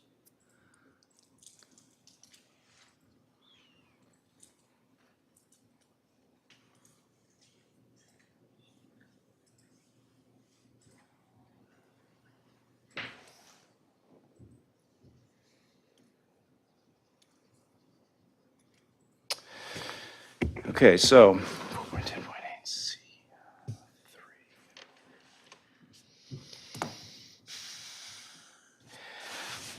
Under building design requirements, under the UDO, it says that multifamily developments shall articulate facades by including projections of at least 5 feet, at least once every 50 feet along the facade. So segmentation, right? Yeah. Or articulate, I can go with articulate facades, that's fine. In the CDP, the building will have an articulated facade, but projections of 5 feet between units shall not be required.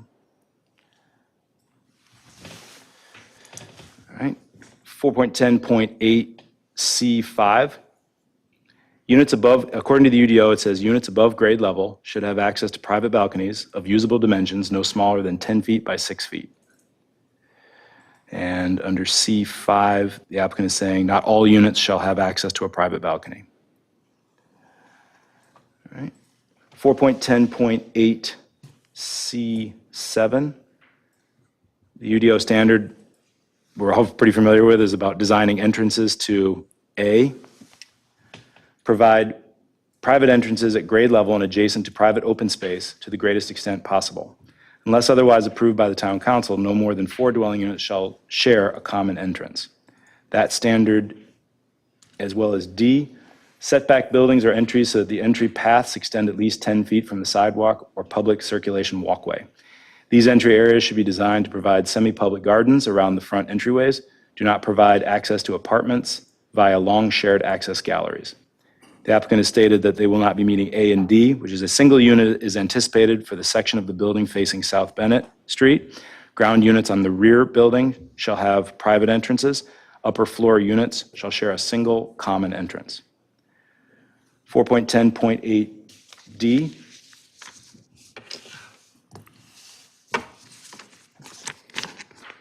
Pedestrian improvements.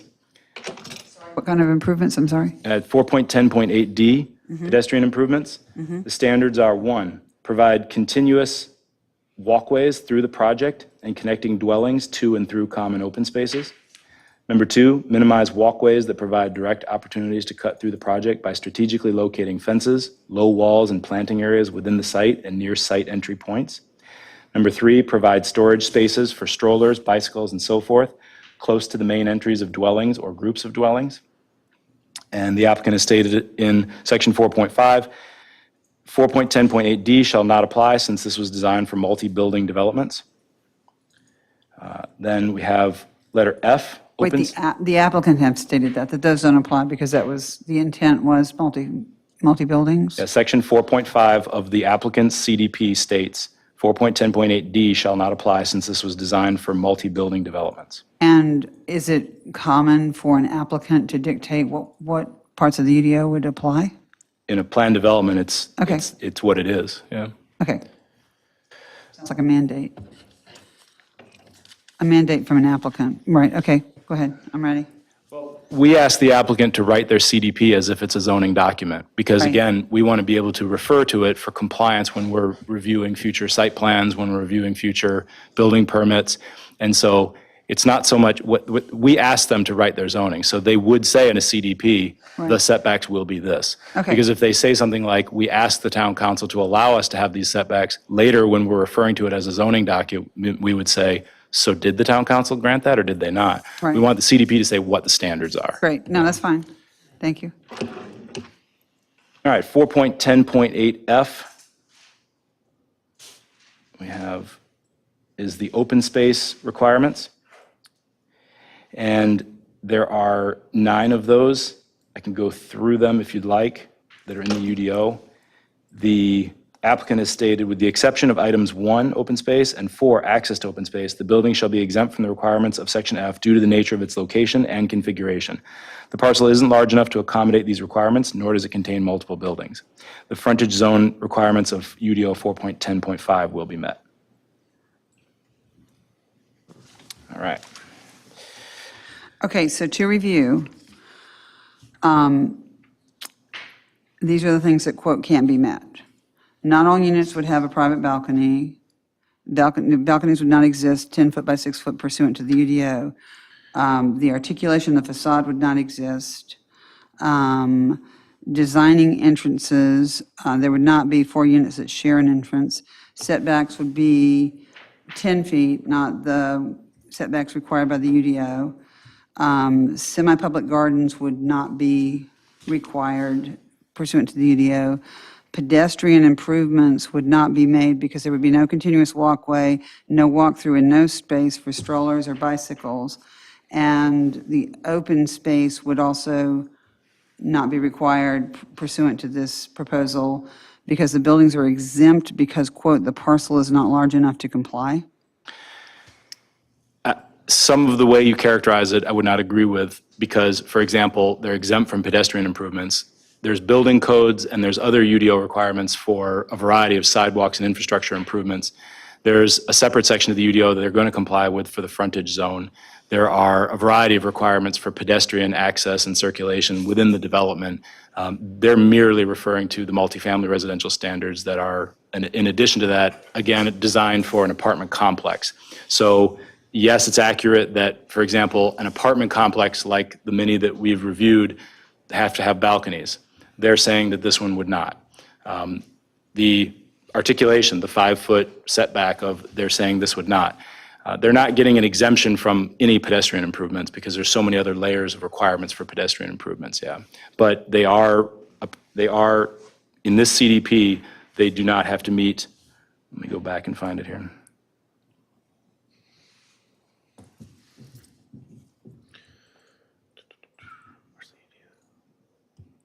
4.10.8D.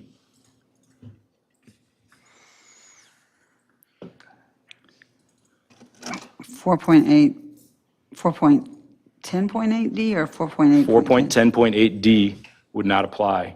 And so, for example, the storage space for strollers, bicycles, and so forth, close to the main entries of dwellings, minimizing walkways that provide direct opportunities to cut through the project. So Is that you saying it would not apply, or is that the applicant saying it would not apply? against CDP, so if the CDP is approved as the zoning, Right. the CDP says that 4.10.8D does not apply to The this CDP development. says that. Do you recommend that we waive the requirement for storage and strollers and bicycles with something that's proposed to be downtown where strollers and bicycles seem pretty important to me? So in my experience, this is designed for an apartment complex where you have these storage areas. You just don't have the space for them in this project. It's not, I'm not familiar with I'm familiar with urban context apartment complexes that do have bicycle storage adjacent, municipal bicycle storage, sometimes covered, sometimes uncovered. Right. But most city apartment dwellers take their bikes up to their apartment with them. Onto their balconies that Yeah, don't that's a exist? possibility, yeah. Yeah, just saying. Okay. And to be clear, you're not catching me in anything. No, This is I'm not my application. No, I'm not. Okay, like, No, yeah. I ask these questions because you're doing a brilliant job and you're presenting it, and I thank you for that. You're going a little bit faster than I can keep up with. Okay. And so I wanted to back up and do that, and I don't mean to be playing gotcha with you. Yeah. But I am pretty interested in, the same way that I'm interested when someone tells me, I can't reduce the number of units because it's not economically feasible. There's nothing in my UDO that says I have to make things economically feasible for people, nor is there anything that says I have to let you have all exemptions because there's not enough room for you to do this the way that we've asked you to do it. 100% understand. I So- would ask respectfully and politely that you aim that fire at the applicant, only because, You're right. only because I'm merely giving what the applicant has done, what we've worked on with the applicant. Right. Staff does take a position and have a recommendation, so I understand the nature of asking about the basis of a recommendation. And so all I ask is that for some of the minutia of the CDP and why the applicant is doing things a certain way, that is actually, yeah, please, because I think this is a really fair way for me to do it, though, because he has warning now. Okay. So thank you. Thank you Yeah. thank you for being the lead dog. Yeah. All right. All right, want me to go through any of the, there was one that we skipped over, which was the, I did not read all of the open space requirements 1 through 9 under the UDO, but I did mention that 4.10.8F, with the exception of 1 open space and 4 access to open space, the building shall be exempt from the requirements. So number 1, under open space, common usable open space shall comprise 10% of the total project area. He would comply with if the CDP was approved as written. And number 4, which is to the greatest extent practicable, dwelling units shall have access to common open space without having to cross a street. That would still be required under the CDP as drafted.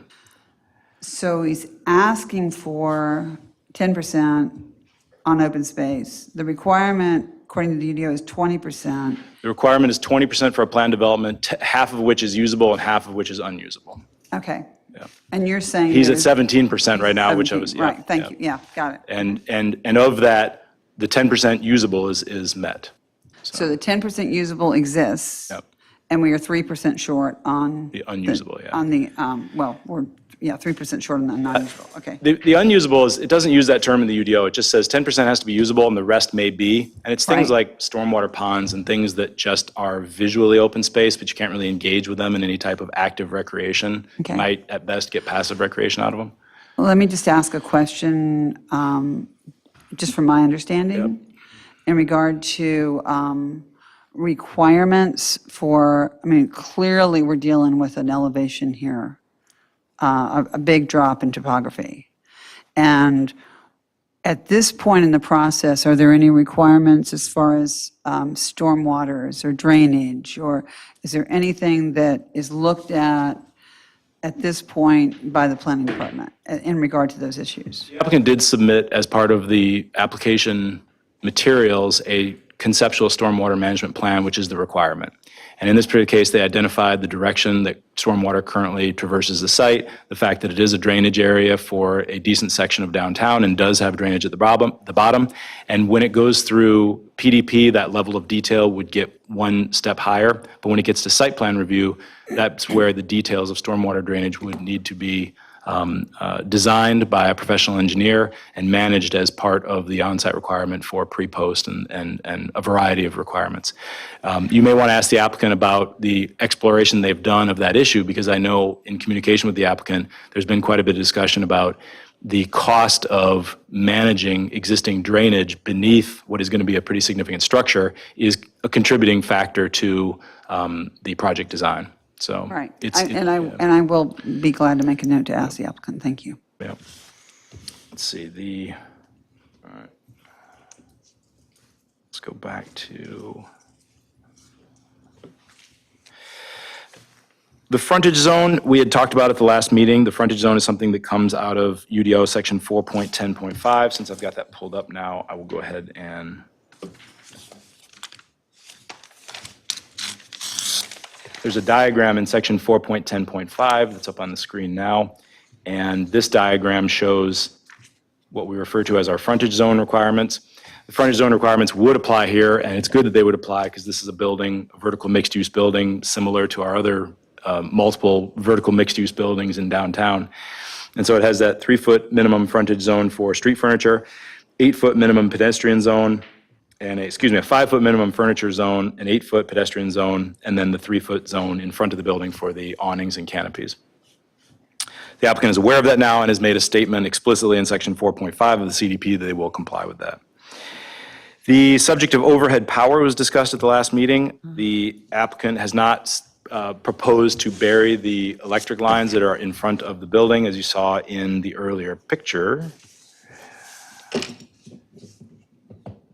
However, the applicant is going to address the conversations he's had with Duke Energy about the issue of undergrounding those utility lines.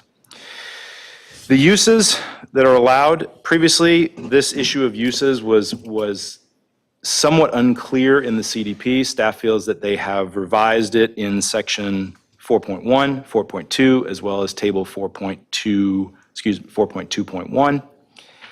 And what you see here is, under design elements, the applicant does point out now that there is a total of 64,000 square feet with the proposed structure. It is essentially what used to be two buildings. You remember the orientation of the buildings was put together. It's now a T-shaped building. Each part of that T has 4 stories, and the combination of uses and the square footage allocation of uses within that are all laid out in table 4.2.1. And finally, the issue of signage came up at the previous meeting, and the signage issue, we spoke with the applicant about how in the UDO, section 3.6.3D7 requires that projects that front our historic district follow the signage requirements for the historic district. The signage requirements for the historic district are significantly more restrictive signage with regard to time, manner, and place.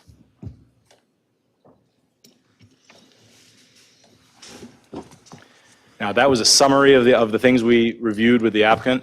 I'm more than happy to go back and deep dive on any of those individually, or to talk about the project overall and things we skipped over that we might have talked about last month as elements of the project.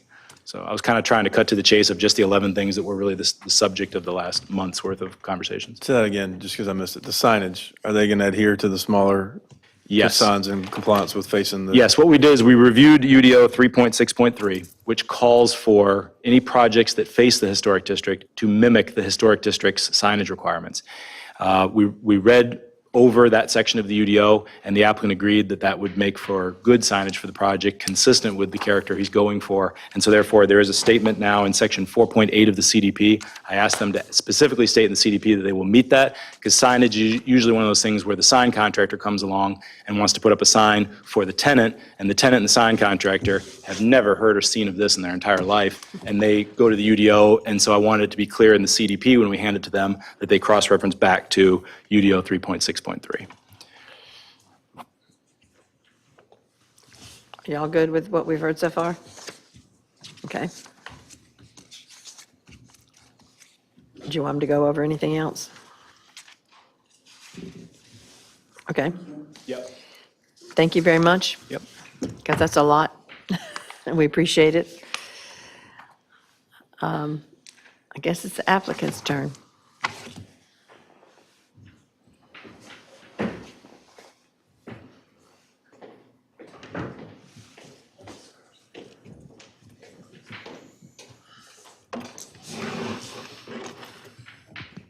Still not working. It's okay. Is it? Yeah, you got to get close.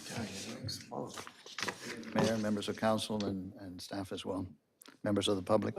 You got to speak up But a I bit got to closer. speak in there? That help? She's going to turn it up because it's really hard to hear. Hang on.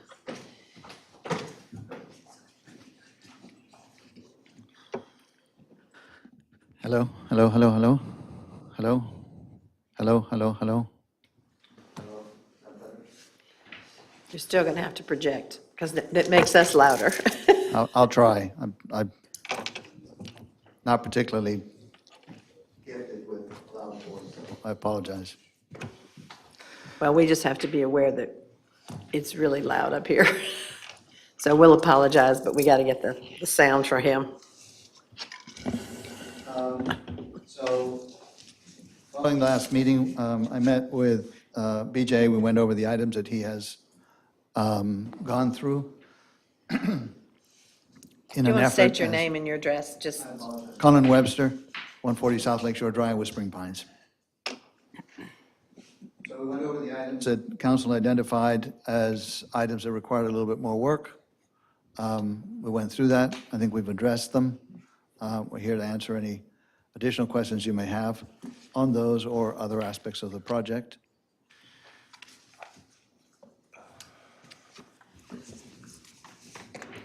You want me to go? When, the sidewalk area that goes from the municipal parking lot into the back of the building, is that going to be, will you have access, if you're walking down that path, to the retail units, or is that only access to the residential units, or is it all? The intention is it would be The parking lot will connect up to the sidewalk on Bennett Street, and will also connect through that usable open space to the units themselves. So I think we'll have access to both buildings from that parking area. Okay. Okay, but you can't, there's not like an underground, if somebody walked through that, they're going to end up in residential, they're not going to go underground and then find a space accessible to retail. You go through the open space area, there will be a connection through the building Okay, towards the parking lot on the New York Avenue section of it, so that anybody who is trying to access either the shorter T or the section of the building that's facing Bennett Street would be able to access the buildings, both buildings, from that walkway, essentially either from the parking lot, the public parking lot, or from the private parking lot on New York Avenue. okay. And then the private parking lot, I have to control how far I am because I'm really loud. The private parking lot, will it be private? Will there be some regulation as who can park there, or regulations during certain hours to make sure that the residential units have parking spaces? Yes, there will be sections that will be, typically, there will be a cross easement agreement that allows, there won't be, in the open area, there are not going to be any parking spaces that are dedicated specifically to any units. Okay, Under the building, where the rest of the parking spaces, there would be. So that area that's that you can see is marked in gray that faces New York Avenue, that would be more flexible. So that would accommodate both patrons to the retail area as well as residents or visitors to the complex. okay. And then can you help me understand the square circle in the middle that shoots towards the front sidewalk that's in dashed lines? What is that? That's intended to do, that's the section that faces Bennett Street is meant to depict an foyer, which is going to be the main access to the building. And then that connects through to a shaft that goes all the way to the ground and up through the various different buildings, which will accommodate the emergency stairway escapes and also the elevator shaft, and will also provide a connection to the section of the building at the back. Okay. BJ mentioned the bike and stroller storage. Would there be a place, or do you anticipate residents taking those items to their apartments? Or would you have a place for parking? Well, I think the reason why we asked for an exception to that aspect of 4.10, let me see if I can find it.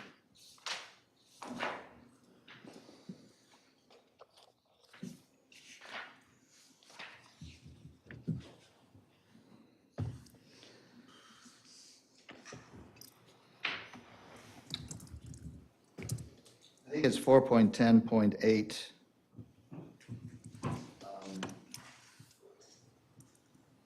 And again, I think BJ had mentioned, the way the ordinance is written, it was, I think, intended for a much larger complex. What's the basis of your assertion of that? What's the basis of your assertion of that point? Well, because there aren't multiple buildings and there aren't open spaces between the buildings, and there isn't space for walkways between the buildings. So Stated in 10.8C7? remember it, I don't have access to it, so I'm not sure I can Or answer that is that question just directly. your reading of what the intent must have been when that was created? Can we? No, I want to hear from you. What is the basis of your statement that that is not the intent? Repeat the question? I want to hear from you, what is the basis of your statement about what the intent of that was? The wording in the UDO indicates to me, and obviously to the planning staff as well, that Well, he's asserted that he is offering your assertions to us, so the questions need to go to you. So what is the basis of your, Have to examine the wording of the UDO. we would have to examine that, and I assume you have, and you must have that, access to that somehow, if you know and you, Or no. okay, but you can't cite for me what your understanding is of the intent of that section of the UDO would be. I don't have the wording, the exact wording of the UDO, section 4.10, present in my mind at this time. Okay. You have more questions, sir? I'm good for now. Okay, so just for the record, to start off, the continuance in April was your request, is that right? Yes, I'll allow for that. And for the record, the continuance in May was at your request, is that right?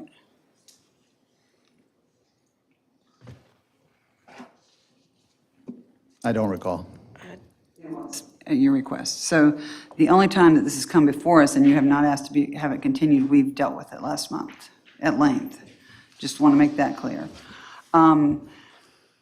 You also are privy to the fact that we have removed the four-story previous, we made a policy decision to reduce that back to 3 stories for downtown, right? Do you understand that? Yes, I addressed that in the last meeting, if you recall. Right, and that's fairly recent that we've done And I that. addressed that as well, Ms. Peterson, if you recall. I said I was sensitive to that.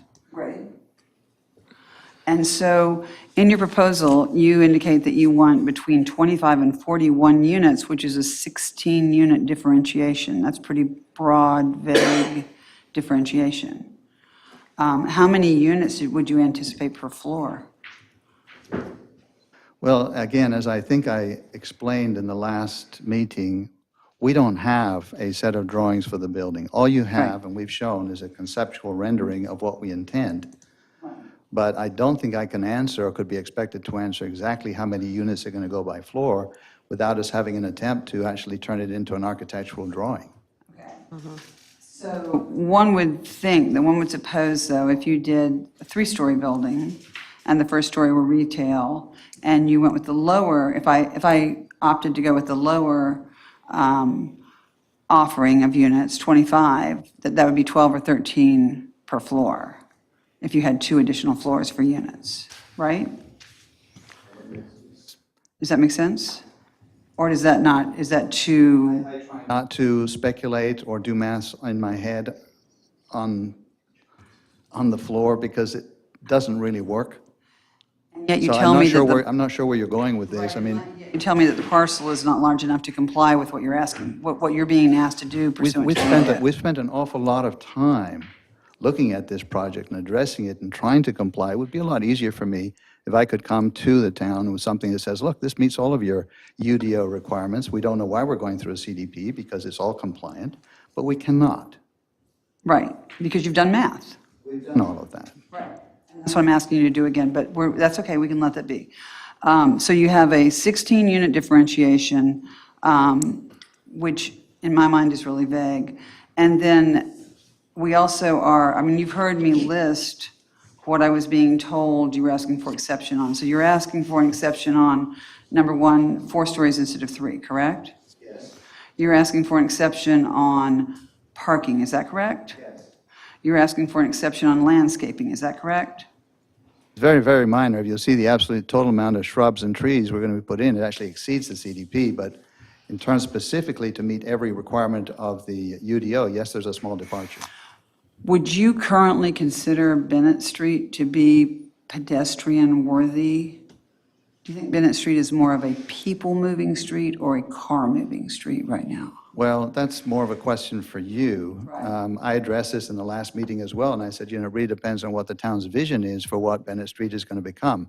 Should it continue to be a fast traffic connector between Pennsylvania and Morganton, or is it at some point in time in the town's future going to be a pedestrian walkway? So if it were to become a pedestrian, if it were to become a venue at which we moved people, would that impact your proposal at all? If we said, we're going to really focus on this being a pedestrian walkway, would that impact your decision about what should happen as far as the sidewalk or the landscaping or the open spaces or the gardens to which people had access?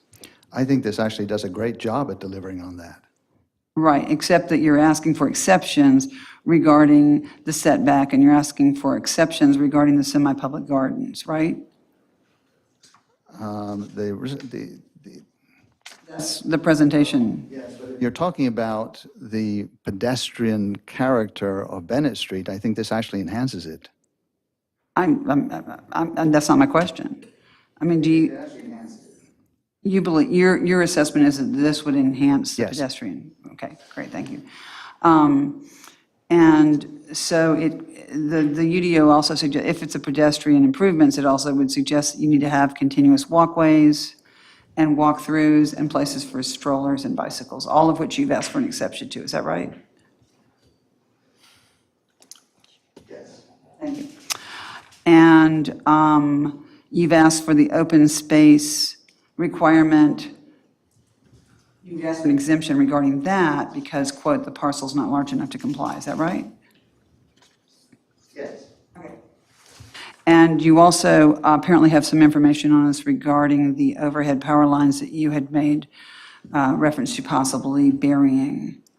And can you give me an update on that, please? Yes, I contacted Duke Energy to find out whether it was feasible, and they said it would be astronomically expensive, which I know you're not concerned about. And they also said it would require the establishment of connector boxes at either end of that block of Bennett Street, and those boxes or structures would be approximately 8 by 8 by 8 in size, and there would be one at each corner of that street. Also, I think you may want to know that the state standard and the standard that Duke adheres to is that there cannot be any structure within 10 feet of an electrical line. This structure is actually about 30 feet away. Okay. So the answer to whether or not you would bury the wires is absolutely not, which is not a requirement pursuant to I don't PDA. think it would be in the town's interest to have two big square boxes at each corner of Bennett Street. Okay. And for that reason, I would recommend against it, regardless of whatever it was going to cost. Okay, okay. What are your plans regarding stormwater? Have you had any chance to revisit that issue? No, I don't think we've been required to revisit it. I think we've That's fine. explained how it's going to work. And I think at the appropriate time, once it gets engineered, then the details of that will come out. What I can tell you, and I think I've described it in the past, is the intent is to have a cistern that will collect the stormwater, as other projects have done. In fact, it's really the best way to go. It's expensive, but it's the best way to go. And it would collect the stormwater in a cistern and then dose it out with the pre-post 10-year standards. That's the overall intent, but it has to be engineered still, so I can't give you any more details than that. Okay. I do appreciate all the effort that you all have done and worked with BJ to get as close to compliant as you possibly can. I know that was a lot of work on your part and a lot of work on the staff's part, because I think we started out extremely far apart. It's a very large project, so and it's not, it's not a really big piece of property that we're trying to deal with, but let me see, and Taylor, anyone else have any questions besides that you want to ask? I was going to ask, when you had your neighborhood or surrounding property meeting, were there issues that came up during those meetings? Yes. I've outlined them. I think we summarized them. And have you addressed them all? Because I think you have a neighbor sitting in the front row. I don't think that we will ever address everybody's concerns. But have you heard the neighbors and attempted to address them? Yes. I've been in contact with my friend, Mr. Smith, and in order to address, his concern was he was going to have, the original project had two buildings side by side, if you may recall. And his concern was that was an awful lot of people that were going to be looking over his property. And we took a step back and thought about that and said, yeah, I mean, that's, if I own that property, I think I would be sensitive to that as well. So that's what's led us to reorient the building. So instead of having two buildings in parallel, we now have a T configuration.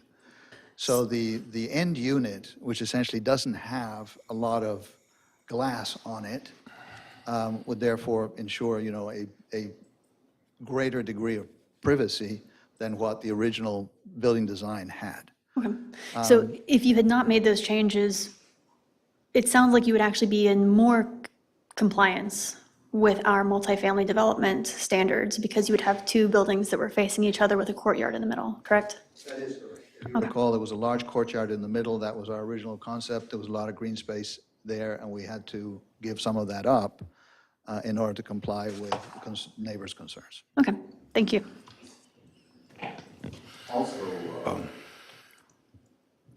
There are differences in the historic district requirements than there are to the suburban requirements. So something like the bicycle issue that applies more to the suburban setting would not apply in this setting. Is that correct? Yeah, that's correct. Okay. But I hope that this is going to be as we originally presented it, a live, work, play project. And I think that if people will give up their cars and we can turn some of those parking spaces into bicycle racks, that'd probably be a good thing. So that's what I was wondering, if some of the language we're using about compliance just may actually be accommodations that you're making to better facilitate livability Yes. and accessibility for people to walk, rather than just throwing the blanket of the language of compliance. Okay. Ask for just a quick clarification on one of the deviations you've requested. And it's not really a deviation because it's a CDP, because I understand the open space and the internal pedestrian and all the work you and BJ have done on that. Also recognizing that the picture that you've provided is a concept and you've not gone to design on the building. And regardless whether 25, 35, 40 units, the picture appears to me to show balconies and outdoor space on the upper floors of this building. I can't speak to the size because it hasn't been designed and such, but why the requested deviation from providing a balcony for each of the units? There's certain limitations to the depth of the building, and therefore by adding balconies on the front, the maths don't add up as far as, square footages and distances and separations and those kinds of things. And that's why we chose to add the balconies on the ends of the building. Now, that balcony on the end would not apply, would not overlook Mr. Marsh's property. It would only be on the building that faces Bennett Street. So you anticipate, and I know this is where I get hung up on the technicalities. I got to look at this thing, whether it's you or somebody else. So I understand that. You're asking for a deviation, but if all anticipated similar to that, frontages would have that appearance of balconies. If you're sticking to that, it may just be that back T corner, which you're saying is maybe difficult to add. But you're not anticipating it. It's not going to look like that at all, because it's just going to be straight walls with no nice balconies and things that I picture when I think of. Well, as you can see there aren't any balconies on the front of the building. They're on the end of the building, okay? We're going to try and do that, because the building, we're trying to see if we can narrow the building. Sorry, I thought I was looking at balconies in between. We're looking at, so, Certainly has the appearance of people sitting outside of the glass. okay, because they look like balconies to us. They may actually survive the design process. What I'm trying to avoid is they can't come out further. Okay. Yeah, that's what we were kind of thinking. This reason, thank you for enlarging, because we're thinking it looked like balconies. That's fine. I had a question, follow-up tip for you. The pedestrian access, attractiveness, walkability is very, very important if any project like this were to move forward. And I know there was mention, this one for some clarification, as to waivers as to pedestrian requirements. But are they only as to internal? Because I would love to think that strollers and bikes and pedestrians would easily be able to move in that frontage zone. And so it looked like they could, but I just want to make sure that any deviations pedestrian-wise is not as to that frontage area where, which is going to be, to me, potentially the primary pedestrian access and use. On Bennett. BJ, or you could answer too, the waivers are more where you would be required to make sure the buildings have walkability between them. That may be what's being waived, but not that full frontage, any and all size and everything in there is going to be compliant. That's correct. Okay. And that's why I responded to Ms. Peterson's question. I said, I think the way that it's designed, the way it's intended, it'll actually be an enhancement to the pedestrian character of Bennett Street in that section. Okay. Here's my next question. I'm not an expert, but I just wanted to ask. The landscape plan, we talk about parking. It looks like to me you're going to plant a tree where maybe one or two more spots on Bennett could go. Or is that tree already there? Is that why that one circle was right there in the middle of the 8 spots? It's like the one right at the bottom in the middle. It looks like you've put a tree where maybe 2 more spots could go right there. Does that, On the Bennett? New York I mean, New Street? York, sorry, the New York side. Could replace, if it was the town's pleasure, that we replace. I mean, is it some of already those there? trees. That's what, is that an existing tree or would that be a new planting? Existing trees at that location. Okay, That's to meet a street tree requirement, essentially. okay. I'm just like, we're so hung up on spots. I don't know, it may only be 1 spot, but maybe it looks like it could be 2, I don't know. But happy to work with the town on that. As you recall, we proposed angled parking on Bennett Street, which I continue to think is a good idea, but we responded to the concerns of the planning board and we removed it.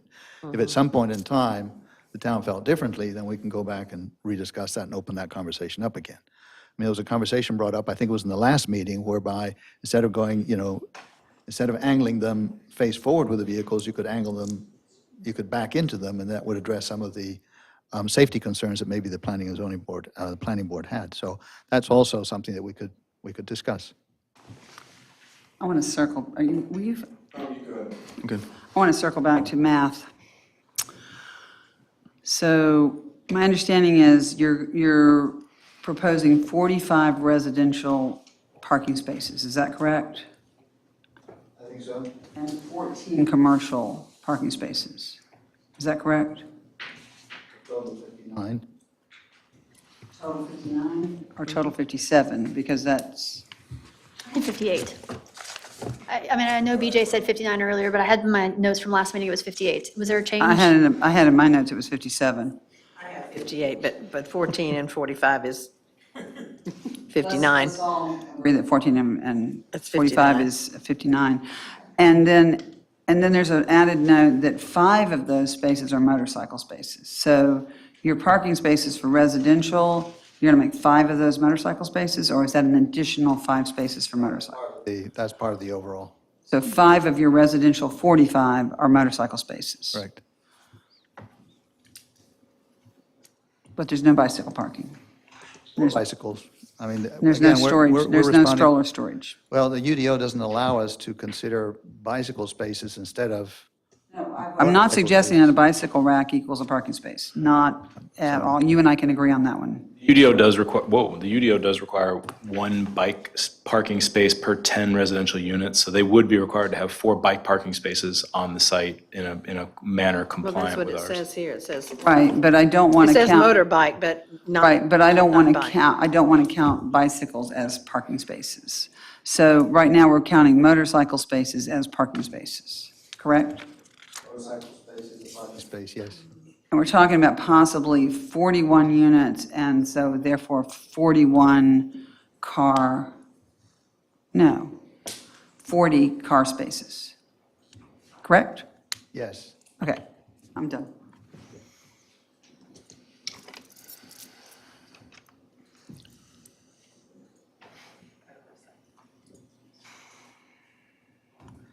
Any other questions? It's time. Don't go far.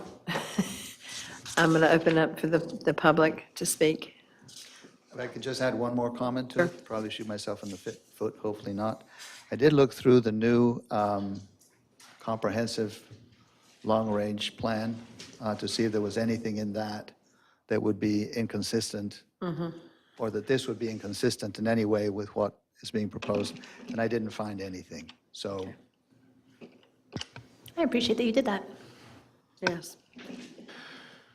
Thank you, Colin. Public comments?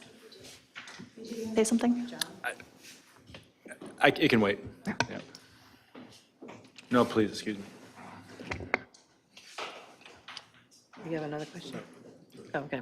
Ron McInerney, 460 Crest Road. Can you come a little closer? Yeah, I really hadn't planned on asking anything or saying anything, but something that BJ mentioned sort of surprised me, if I could ask a question. Sure. Were you saying that 4 stories is fine as far as the town is concerned? Or was that just you're presenting the CRP is 4 stories versus the 3 stories that you all, that caught me by surprise? Yeah, the UDO presently allows for up to 3 stories. And what I was saying is that the CDP that was prepared by the applicant, which would be the zoning for the subject property, would allow for 4 stories, and 4 stories would be fine under this CDP. Okay, Yep. you weren't saying, okay. Yeah. I thought you were saying that 4 was fine with the town in general, but it's not. It's part of the CDP or C. Yep, it is, the CDP is the zoning they're writing for this development, Okay. and it allows for 4 stories, yeah. All right, that's I may have other comments, but no. That was the main thing I wanted to clarify. Thank you. Anyone else? Oh, wait a minute. I have a hand up there, and we'll let him go, if you don't mind. Oh, I am just not a good school student. Well, you don't have eyes in the back of your head. You're not a mom. I'm David Sullivan. I live at 19 Village Green Circle. Actually, I really like the concept of live, work, play, and I think it's really creative. I'm getting tired of developing a piece of land that when they come to the development, it's like, gee, this is a really unique piece of property. Gee, this is very difficult to get in, and then try to put stuff in and get a lot of deviations. And it's just, for me, I wish people would just buy a piece of land and build it instead of getting difficult pieces of land. My 2 cents. Thank you. David. Now, Marsh.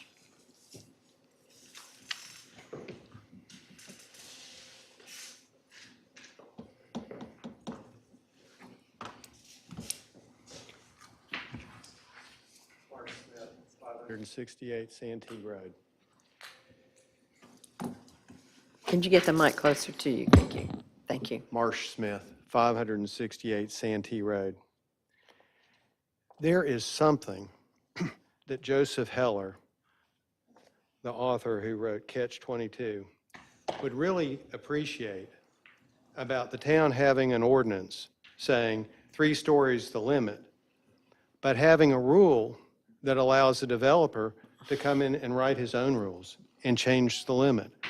Somehow, that would fit in the wonderful novel Catch-22. And just to be candid with you,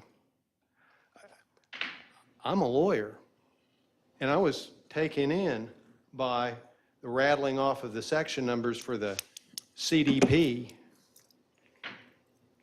and I was thinking, oh my God, I thought it was 3 stories, but it's 4 stories.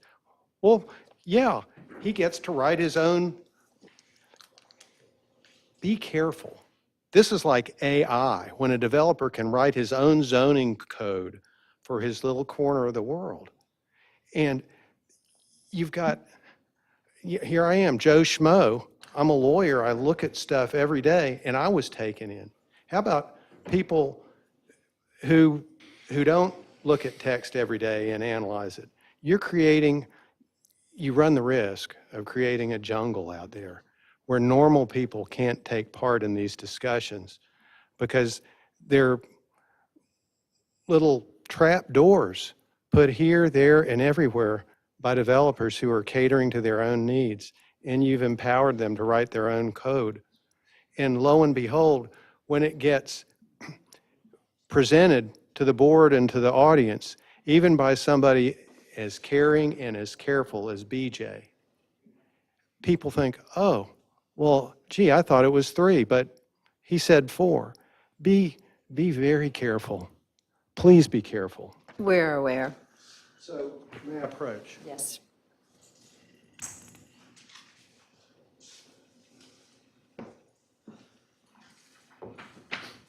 Reagan, if you could just take one and pass it down, that might be easier. School etiquette.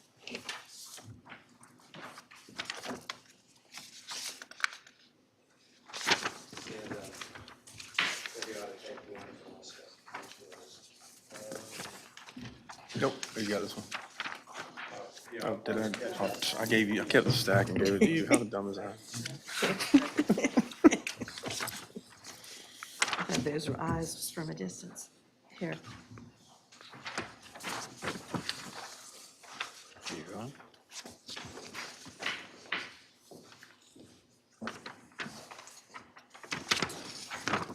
Mr. Smith, here's the other. Oh, thank you. This was our thing we got. So tell us what we're looking at, Marsh. Okay. Before I get to the pictures, Yeah, this needs to be exhibit something. Oh, can you give Beth a copy, please? Oh, okay. We can make it part of the record. That's part of the record, but give it to Beth. how about we say exhibit 1 is the letter? Exhibit 2 is the erosion of the pipes. Exhibit 3 is the erosion of the pipes.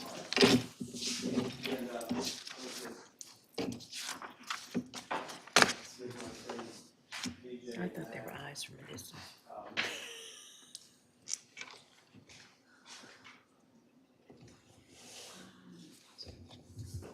Please.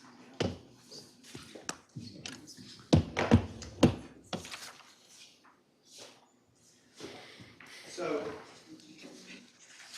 when a friend of mine has a better stomach for reading the UDO than I do, at least when I'm on vacation. As I understand it, the UDO provides for, if we had 41 two-bedroom apartments, there'd be 90 parking spaces. 5,000 square feet of retail would have 25 spaces. 5,000 square feet of restaurant space would have 50 spaces, and 10,000 square feet of office space would have 24 spaces. And I realize that the numbers have shifted a little bit to,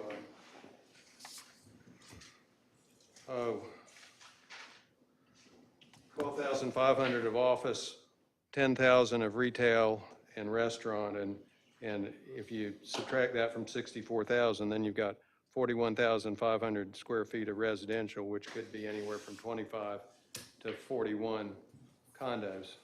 I understand that.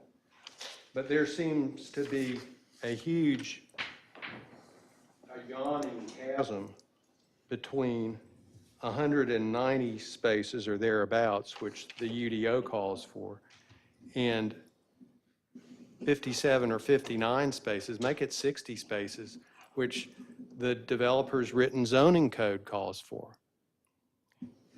And then we've got the height, which I've already talked about. UDO says 3 stories. The developer's written zoning code says 4 stories. So I was taking notes when we had the first public hearing, and at 6:34 p.m., I heard BJ talk about incentivizing compliance, and he says, quote, "If a building doesn't comply, we won't approve it." Bang, standards. And then Ann Peterson at 6:42 p.m. says, "The beauty of it is everybody plays by the rules, and there are no exceptions." 6:42 p.m., less than 2 hours ago, not much. And so we've got standards, except when the developer writes his own standards. And I'm asking each and every one of you to play by the rules that we've got standards. Just because he wrote them does not mean that we have to accept them. That's right. That is right. So that more or less encapsulates my letter. I love it. Been here a long time. And you do a lot of things well. I was very excited when the town decided it would take over enforcement of the Sedimentation Pollution Control Act some 20, 25 years ago. I thought that was really cool because our enforcement officials in Department of Environmental Quality, they enforce sedimentation statewide, and we're part of the Fayetteville Regional Office's jurisdiction. And they're just spread thin, really spread thin. And when the Sedimentation Pollution Control Act was first written in 1973, one of my friends, Bill Campbell, he wrote it. He helped write it. He was the main author of it. And he put in a special provision so that citizens could enforce it with a citizen suit if the regulators were too overworked. He saw ahead to the legislature cutting back on funding for enforcement. And so he put a citizen suit provision in. It worked really well until 2013, when Justice Barbara Jackson on the North Carolina Supreme Court wrote the opinion that totally pulled the teeth for the private citizen suing and said, you can't sue unless the enforcement authority has already got the property under a notice of violation. So the private attorney general, the private citizen who's mad as hell and won't take it anymore because his swimming pool is filled up with mud, like Hampton Williams, our fire chief, had happen to him in 2003. Those private citizens' teeth are pulled by Justice Jackson's 2013 opinion, unless the enforcement authority puts the property under a notice of violation. And here's the source of my discontent with the town I love.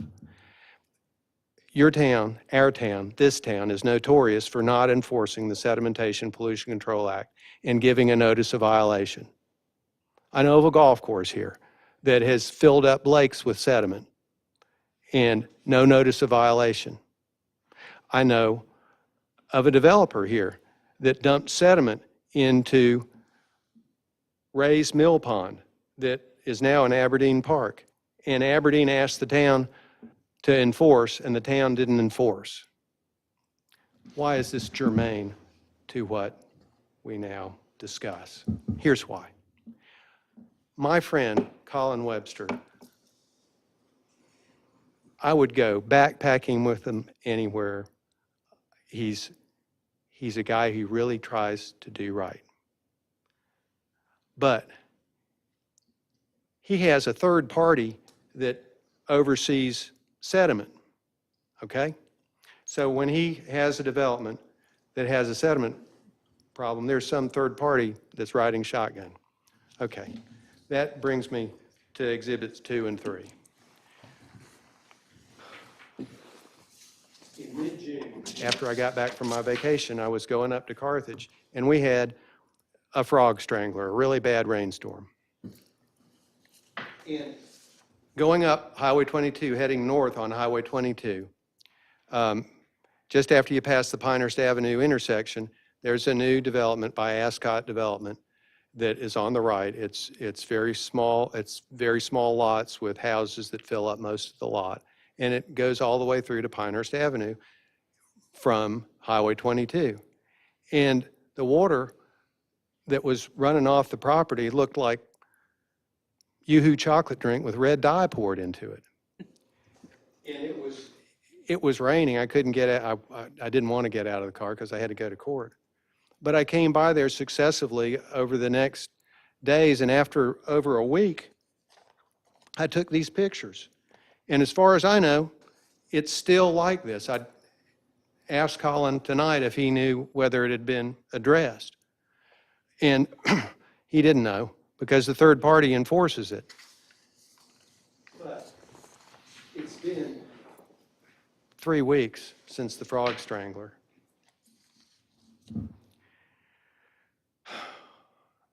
I live, it feels like I work in a small house just downhill, and it's downhill. When the frog strangler comes, the runoff is going to head to me. And I fear for what's going to happen next. You know, the house I work in is 128 years old. The basement leaks a little bit. And so I worry about it. And this has little to do with how many stories it has, but it does have to do with how well Southern Pines enforces the Sedimentation Pollution Control Act. And it's important for you folks who are at the helm to have what some of my friends used to call a come to the cross meeting with the people that enforce the Sedimentation Pollution Control Act, because it never has been enforced worth a darn here. And so, thank you for listening to me. I think it's important for us not to make exceptions just because someone is writing the exceptions into his own zoning code that he's asking you to adopt. And I'm not casting aspersions at my friend Colin Webster. He has worked hard, but his building has one too many stories on it. And there's nowhere near enough parking. We already have huge problems with parking. This would exacerbate it, whether his tailor-made zoning code allows that many parking spaces or not. It's not enough.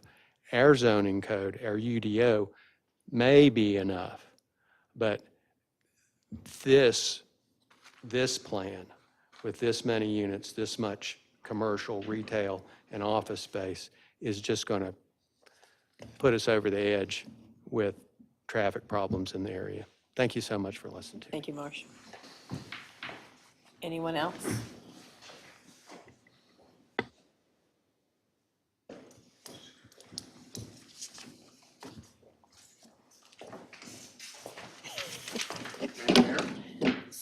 Former mayor.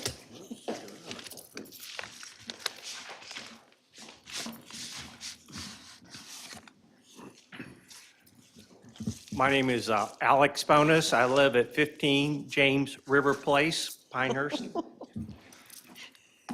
And you folks are very lucky. Once you see that photo, you folks are well-known across America. This is an Illinois tag with Southern Pines on it. Right down here at Lowe's Parking, Lowe's Foods. And so you've got a good situation. People want to be here. You don't have to, you don't have to think. I think this development is really got a lot of merit, just not in downtown Southern Pines. It'd be great out the Target shopping center. I mean, they'd have shopping, they'd have restaurants. You're trying to put a square peg in a round hole. Sorry. State your name and your address. I already did that. Oh, you did? I'm sorry. I was too busy being enthralled by your artwork. Excuse me. I'm sorry, Alex. My name is Alex Bonus. Thank you. I kind of knew that. The development is going to cause a problem with parking in downtown. And I want to know which of you council members will go see Betsy's Crepes or Wilcox or the Growler or the other one, or even the guitar shop, and tell them count on having less sales because people can't park. And a notable person in our community has said that people don't come to Southern Pines because we have ample parking. But I think the reverse is if there's no parking, they won't come. So I have two observations for you. About 30 years ago, this council went head-to-head with the nation's largest retailer, Walmart. And Walmart would not agree to our terms. And consequently, that zoning request was turned down. Now, I think a lot of you are going to say, what about all that lost sales tax revenue? Well, in the quirky state of North Carolina, sales tax is collected by the county, and they have some black box up there that distributes it to the towns and the county. So wherever the sales tax happens in Moore County, you get your share. What about the property tax? Well, I want to say that Kohl's Shopping Center is a great development. It looks like Southern Pines. So then also about 10 years ago, this council had a proposal for a parking, automobile dealership right down the street on Highway 1. And in the merits of that council, they just said, you know, this isn't right for us. So my observation is Southern Pines has done very well without those two developments. It's your decision what you pass or don't pass, but once you pass it, it's there forever. Thank you, sir. Anyone else?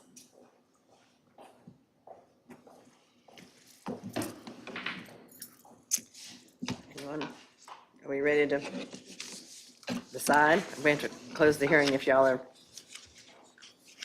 finished asking questions. So I need a motion to close. Make sure that I didn't have other questions. Reagan, sorry.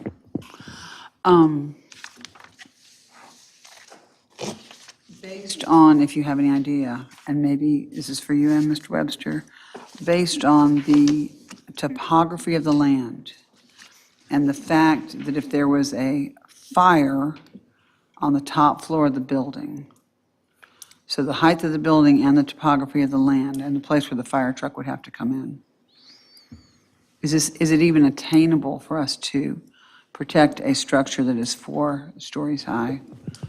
Yeah, I think if you think back to the conversations that were had during the 3 and 4 story Right. and Right. beyond debate, you'll recall the fire chief was present, and they had no concerns over those stories. And in fact, in many ways, because of the building code, as the building got taller, a lot of requirements go into the construction that are very helpful in that scenario. So I feel I can speak for Chief Cameron that if he were here and you were asking him, do you have a concern with potentially fighting a fire in this building, he would say no. In consideration of the topography, it's a sinkhole. I mean, it's a Sure, straight goes drop. straight down the hill, yeah. Yeah, it's straight down the hill, plus, and it's another, the way it's proposed, it's another 4 stories up. Yeah, and on a structure of that size, they're going to have mutual aid, and you're going to have multiple trucks that show up, and they're going to fight that from every angle. So you're going to be at Bennett, you'll have fire hydrants on both Bennett and New York. So for the multitude of reasons to consider a yes or no vote on this project, I would not suggest fire is one of them. And the reach of the ladder on our largest truck is, I need to go back and double check on that. I don't want to give you an incorrect Okay. number on it. Okay. So That's the reason for the 3 is because of the ladder, but now we can. 3, the reason for the 3 at one time was the lack of a ladder, and right. yes. Right, okay, thank you. Ask a question of one of the public speakers. Absolutely. Mr. Smith, was the sedimentation issue one of your original concerns? No. So you had how many concerns the first time for the neighborhood meeting? Again. The mic, because this is being recorded. Was no, for the audience that couldn't hear it. Like my main concern was the height of the building and the closeness to my own building. And Mr. Webster, he tried to address it. I don't know if you remember, there was something like what's it called, a viewing loft? You remember the viewing lofts? Yeah, the building was higher, there's a bit of parking underneath it, so they dropped the height of the building, which changed the orientation. So it was actually 5 stories if you counted the viewing lofts, and the standard was 3 stories. And my position, as I stated in the letter, was the Jefferson Inn is 3 stories. That's about right, and that's what we ought to enforce as the standard. Any other questions? And your sedimentation concern arose, I mean, I don't think that you drew a connection, but why was it relevant, the Carthage property, as it relates to Mr. Webster's company? Because I made the deduction that one project that Mr. Webster had something to do with, the Ascot residential project over in Carthage, in between Highway 22 and Pinehurst Avenue, just north of Pinehurst Avenue's intersection with Highway 22.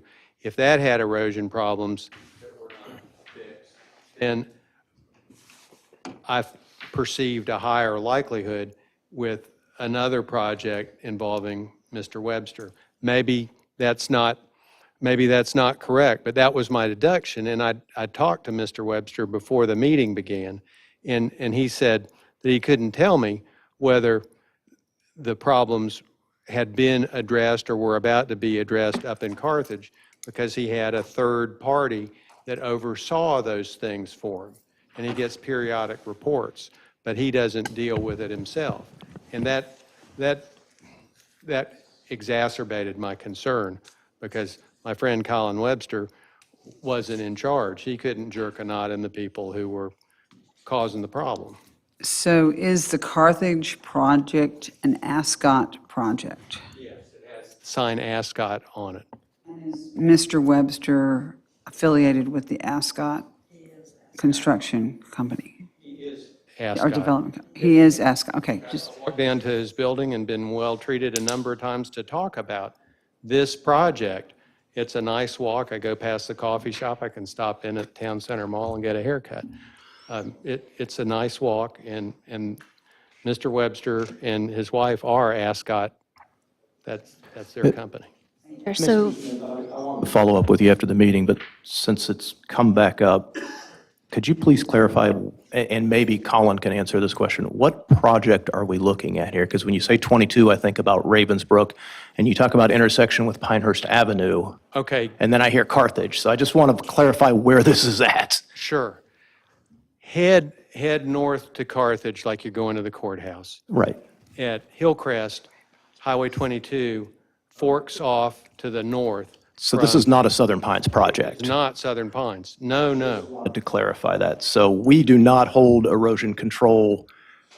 Okay, because I was going to get up with you, get with inspectors, find out what was going on here, but this is not us. I know I of understand you're another- drawing I know- the connection, but I was very confused by this with your description. I do want to talk to you about another project. And I'm but happy that's- to. I'm happy to, but I just wanted to make sure this is not our jurisdiction that we're looking at here. Right. Okay. So those of you on the council who've ever eaten at Ronnie's Chuck Wagon, just drive to Carthage like you're going to Ronnie's Chuck Wagon. You pass the turnoff where you can go do early voting. It's a right turn, it's Pinehurst Avenue. And you keep going. You crest the hill, the speed limit drops to 35, and you start going down the hill. And on the right, there's where a forest once stood, there are few trees, none, and a lot of houses on small lots. And it goes all the way over to close to the Ag Center and Moore County Board of Elections. And where that development with the Ascot sign on it fronts on Highway 22, that's where I took those shots. It's far out of Southern Pines' jurisdiction. So it's not us. Clarification. And also on clarification, the Rays Mill Pond project that you referenced, that was when Pam Graham was a planner in Aberdeen, and we actually brought the state in on that, and they determined that the issue there was a turbidity issue that the state code did not cover and that we could not enforce. So it was not for lack of looking into it and going the extra mile, but I'm very familiar with the project and the developer you're talking about. I'll look forward to having a cup of coffee with you. BJ or Mac, if you could clarify something. All this is very confusing, and I just want to, for help, because this project has sort of brought up a lot of issues and that we may see in the future projects. I want to be very clear. What triggered, I know this was one where we're like, no, you come first and do this. This is not one where we're going straight to a quasi judicial or something else. It triggered them to write their code, which was legislative. Was it the change we made to require all multifamily to do that so we wouldn't be in the quasi judicial predicament again? Or just for clarity, because I know this whole, like, you write your code thing, it does sound very weird. But there was like a purpose behind it. I'm just trying to. Made an amendment to the UDO so that all multifamily developments greater than 10 units have to be reviewed as a planned development. And when you have to be reviewed as a planned development, the developer comes to us and says, what's the process? And we say, well, first you write your zoning because that's the planned development process. And that stopped us from just being, oh, I'm going to do it, and quasi judicial and all the Yep, unfun stuff. it stopped like it from any of those larger multifamily projects starting as a special use permit, as some have in the past. that. So at the far extreme, somebody could come forward and say, write my code, it's your code, let's go forth. I mean, they could do that, and they would like comply with everything. And then the far extreme is they ask for 1,000 deviations. And usually you're. Yes, those are two extremes. You could come in with a CDP that would say, it could be a one-page document that says we're going to comply with the UDO. Yeah. I texted Chief Cameron, 105 feet on that ladder, so, and it's 45-foot building, 105-foot ladder. That's what I thought I remembered. and So, obviously- We got plenty. so we would be okay as far as height goes, yeah. And again, and correct me if I'm wrong on this, BJ, but what is being offered meets the 45-foot roof line, with the exception of a small variation, as BJ explained about not Yep. being a flat roof. It's just that it contains a fourth floor, because you'll recall Right. when we went through the 3 and 4 debate. So it's not a deviation from height in the code as much as it is inserting a fourth floor within that Right, height. correct, right. Correct, BJ? Yes, sir. Thank you. What I was going to ask was, should we allow the applicant to respond to some of the public comments? Sure. Or at least offer? Come back up the hot seat, Colin.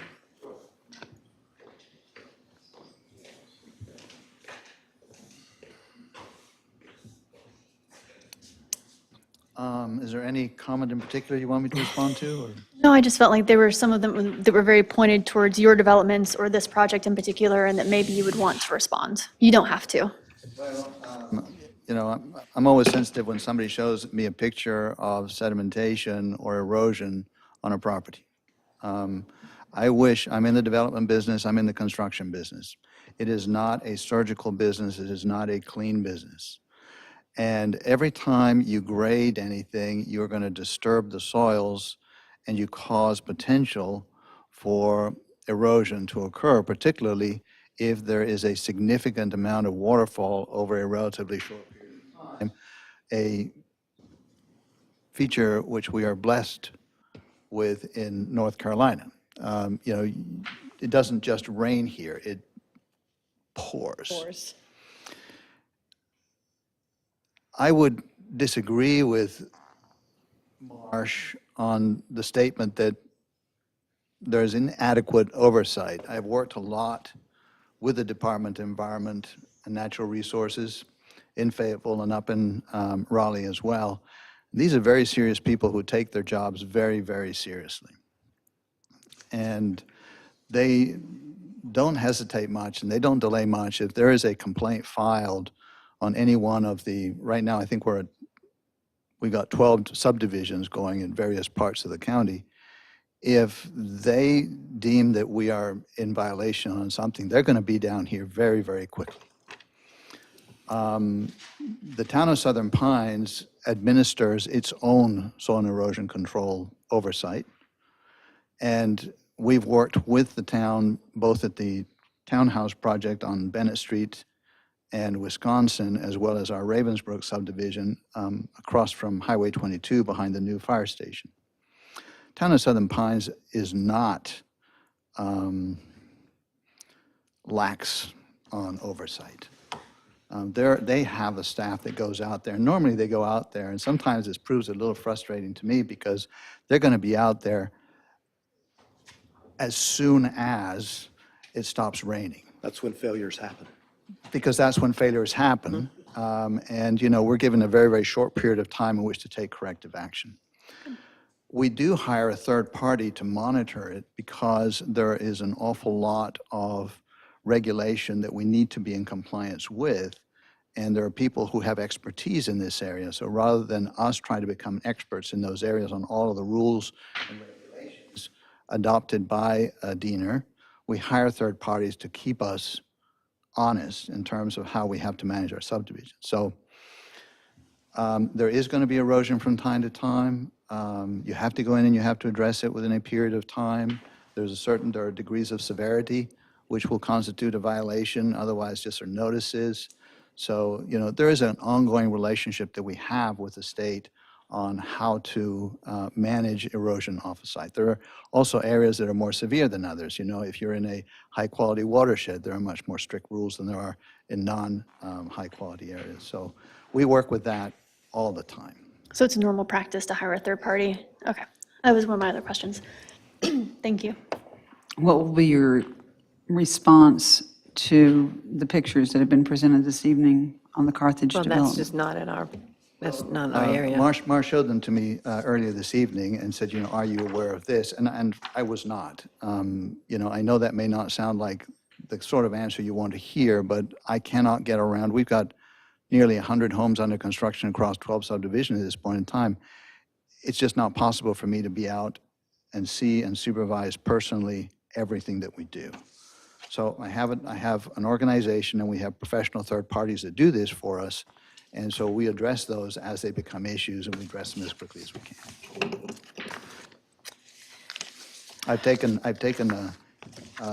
Marsh kindly gave me a copy of that, and I'll be giving that to my people tomorrow morning and say, hey, go and look into this. Any other questions? I need a motion to close. I'll move to close the public hearing. Second. Aye. Aye. First thing we have to approve or not approve is the proposed conceptual development plan and the criteria for consideration of the conceptual development plan. What is the pleasure of this council? Mayor, since this has been continued 3 times, twice by the applicant and once by us, and there was a good amount of new information that was presented tonight, would it be fair to ask to continue it one more time, or ask if the applicant would be willing to do that in order for us to digest the information?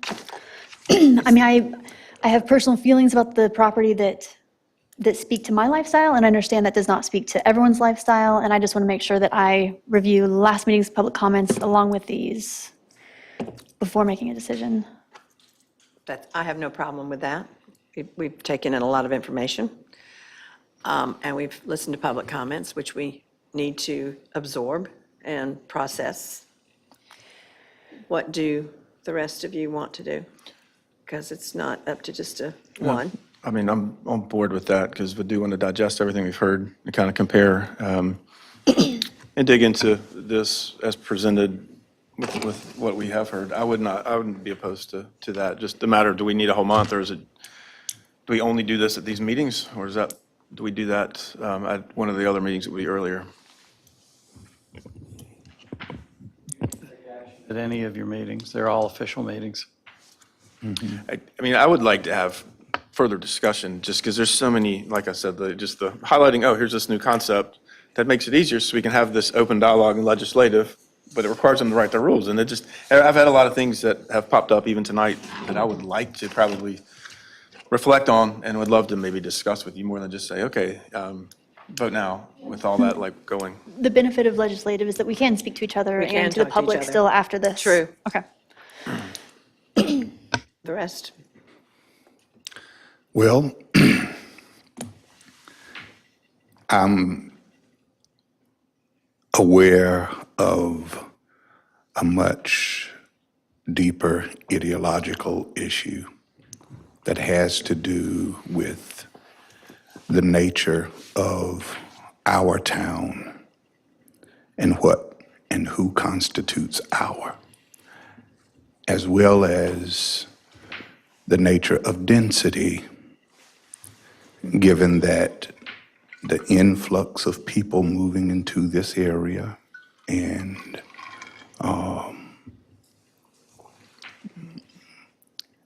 not wanting to cut down all the trees, it would seem that we might, think upwards rather than outwards. That's just, math.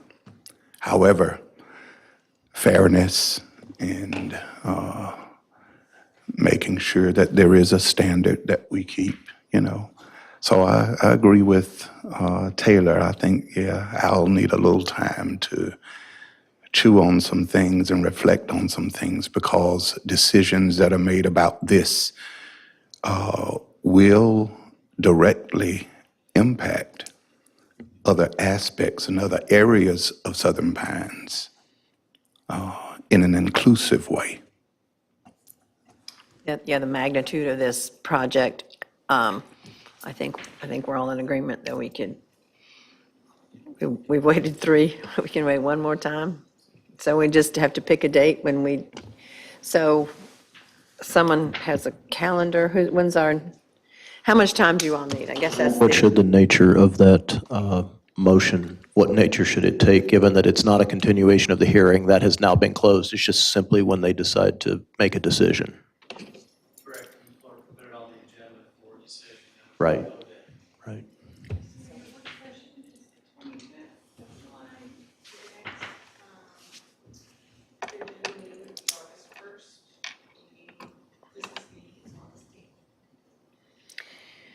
How much time are you, I'd suggest August 8th, if the public is interested in being present. I think that those August meetings are going to come pretty fast because of the way Tuesdays fall. So I'd say let's make it the general meeting out of, again, a sense of fairness to constituents. so we're going to continue, I need a motion to continue this until their next regular meeting on August the 8th? Is that the And motion? just, I think you just did. August the 8th. And just for clarity, we're going to digest this, we'll have a discussion, but the public hearing's over, so we're just going to go off what we've heard today, and then, okay, perfect. Yes. Thank you. Anything staff can research, provide, review, do for town council between then and now. Let us ponder, is that okay, and then we can get back to you? Legislative, so you can call me individually if you need information. Just please let me help however you need help. Okay. I appreciate the information that you brought to tonight's meeting. I Yes. just feel like it was a lot Yeah, it was a lot. in the last couple hours. All right, so we're going to continue to August the 8th, so I'm looking for a motion. Move to ask the clerk to put it on the agenda Agenda, to excuse August me, 8th. Wrong term. Aye. Okay, Aye. Motion to adjourn? that it? Oh, we did public comment. Aye. Yeah. It was strange to adjourn so quickly. Well, we used to do public comments, Yeah. and then we moved them We used up. to do a lot of things. Does anybody want this That's picture? kind of cool. Who's going? There must be somebody, I wonder if there's somebody military that lives here, because they still have their old plates, and they live here. I'm going to give it back to Alex. Parking in the lot where I've made a practice of parking.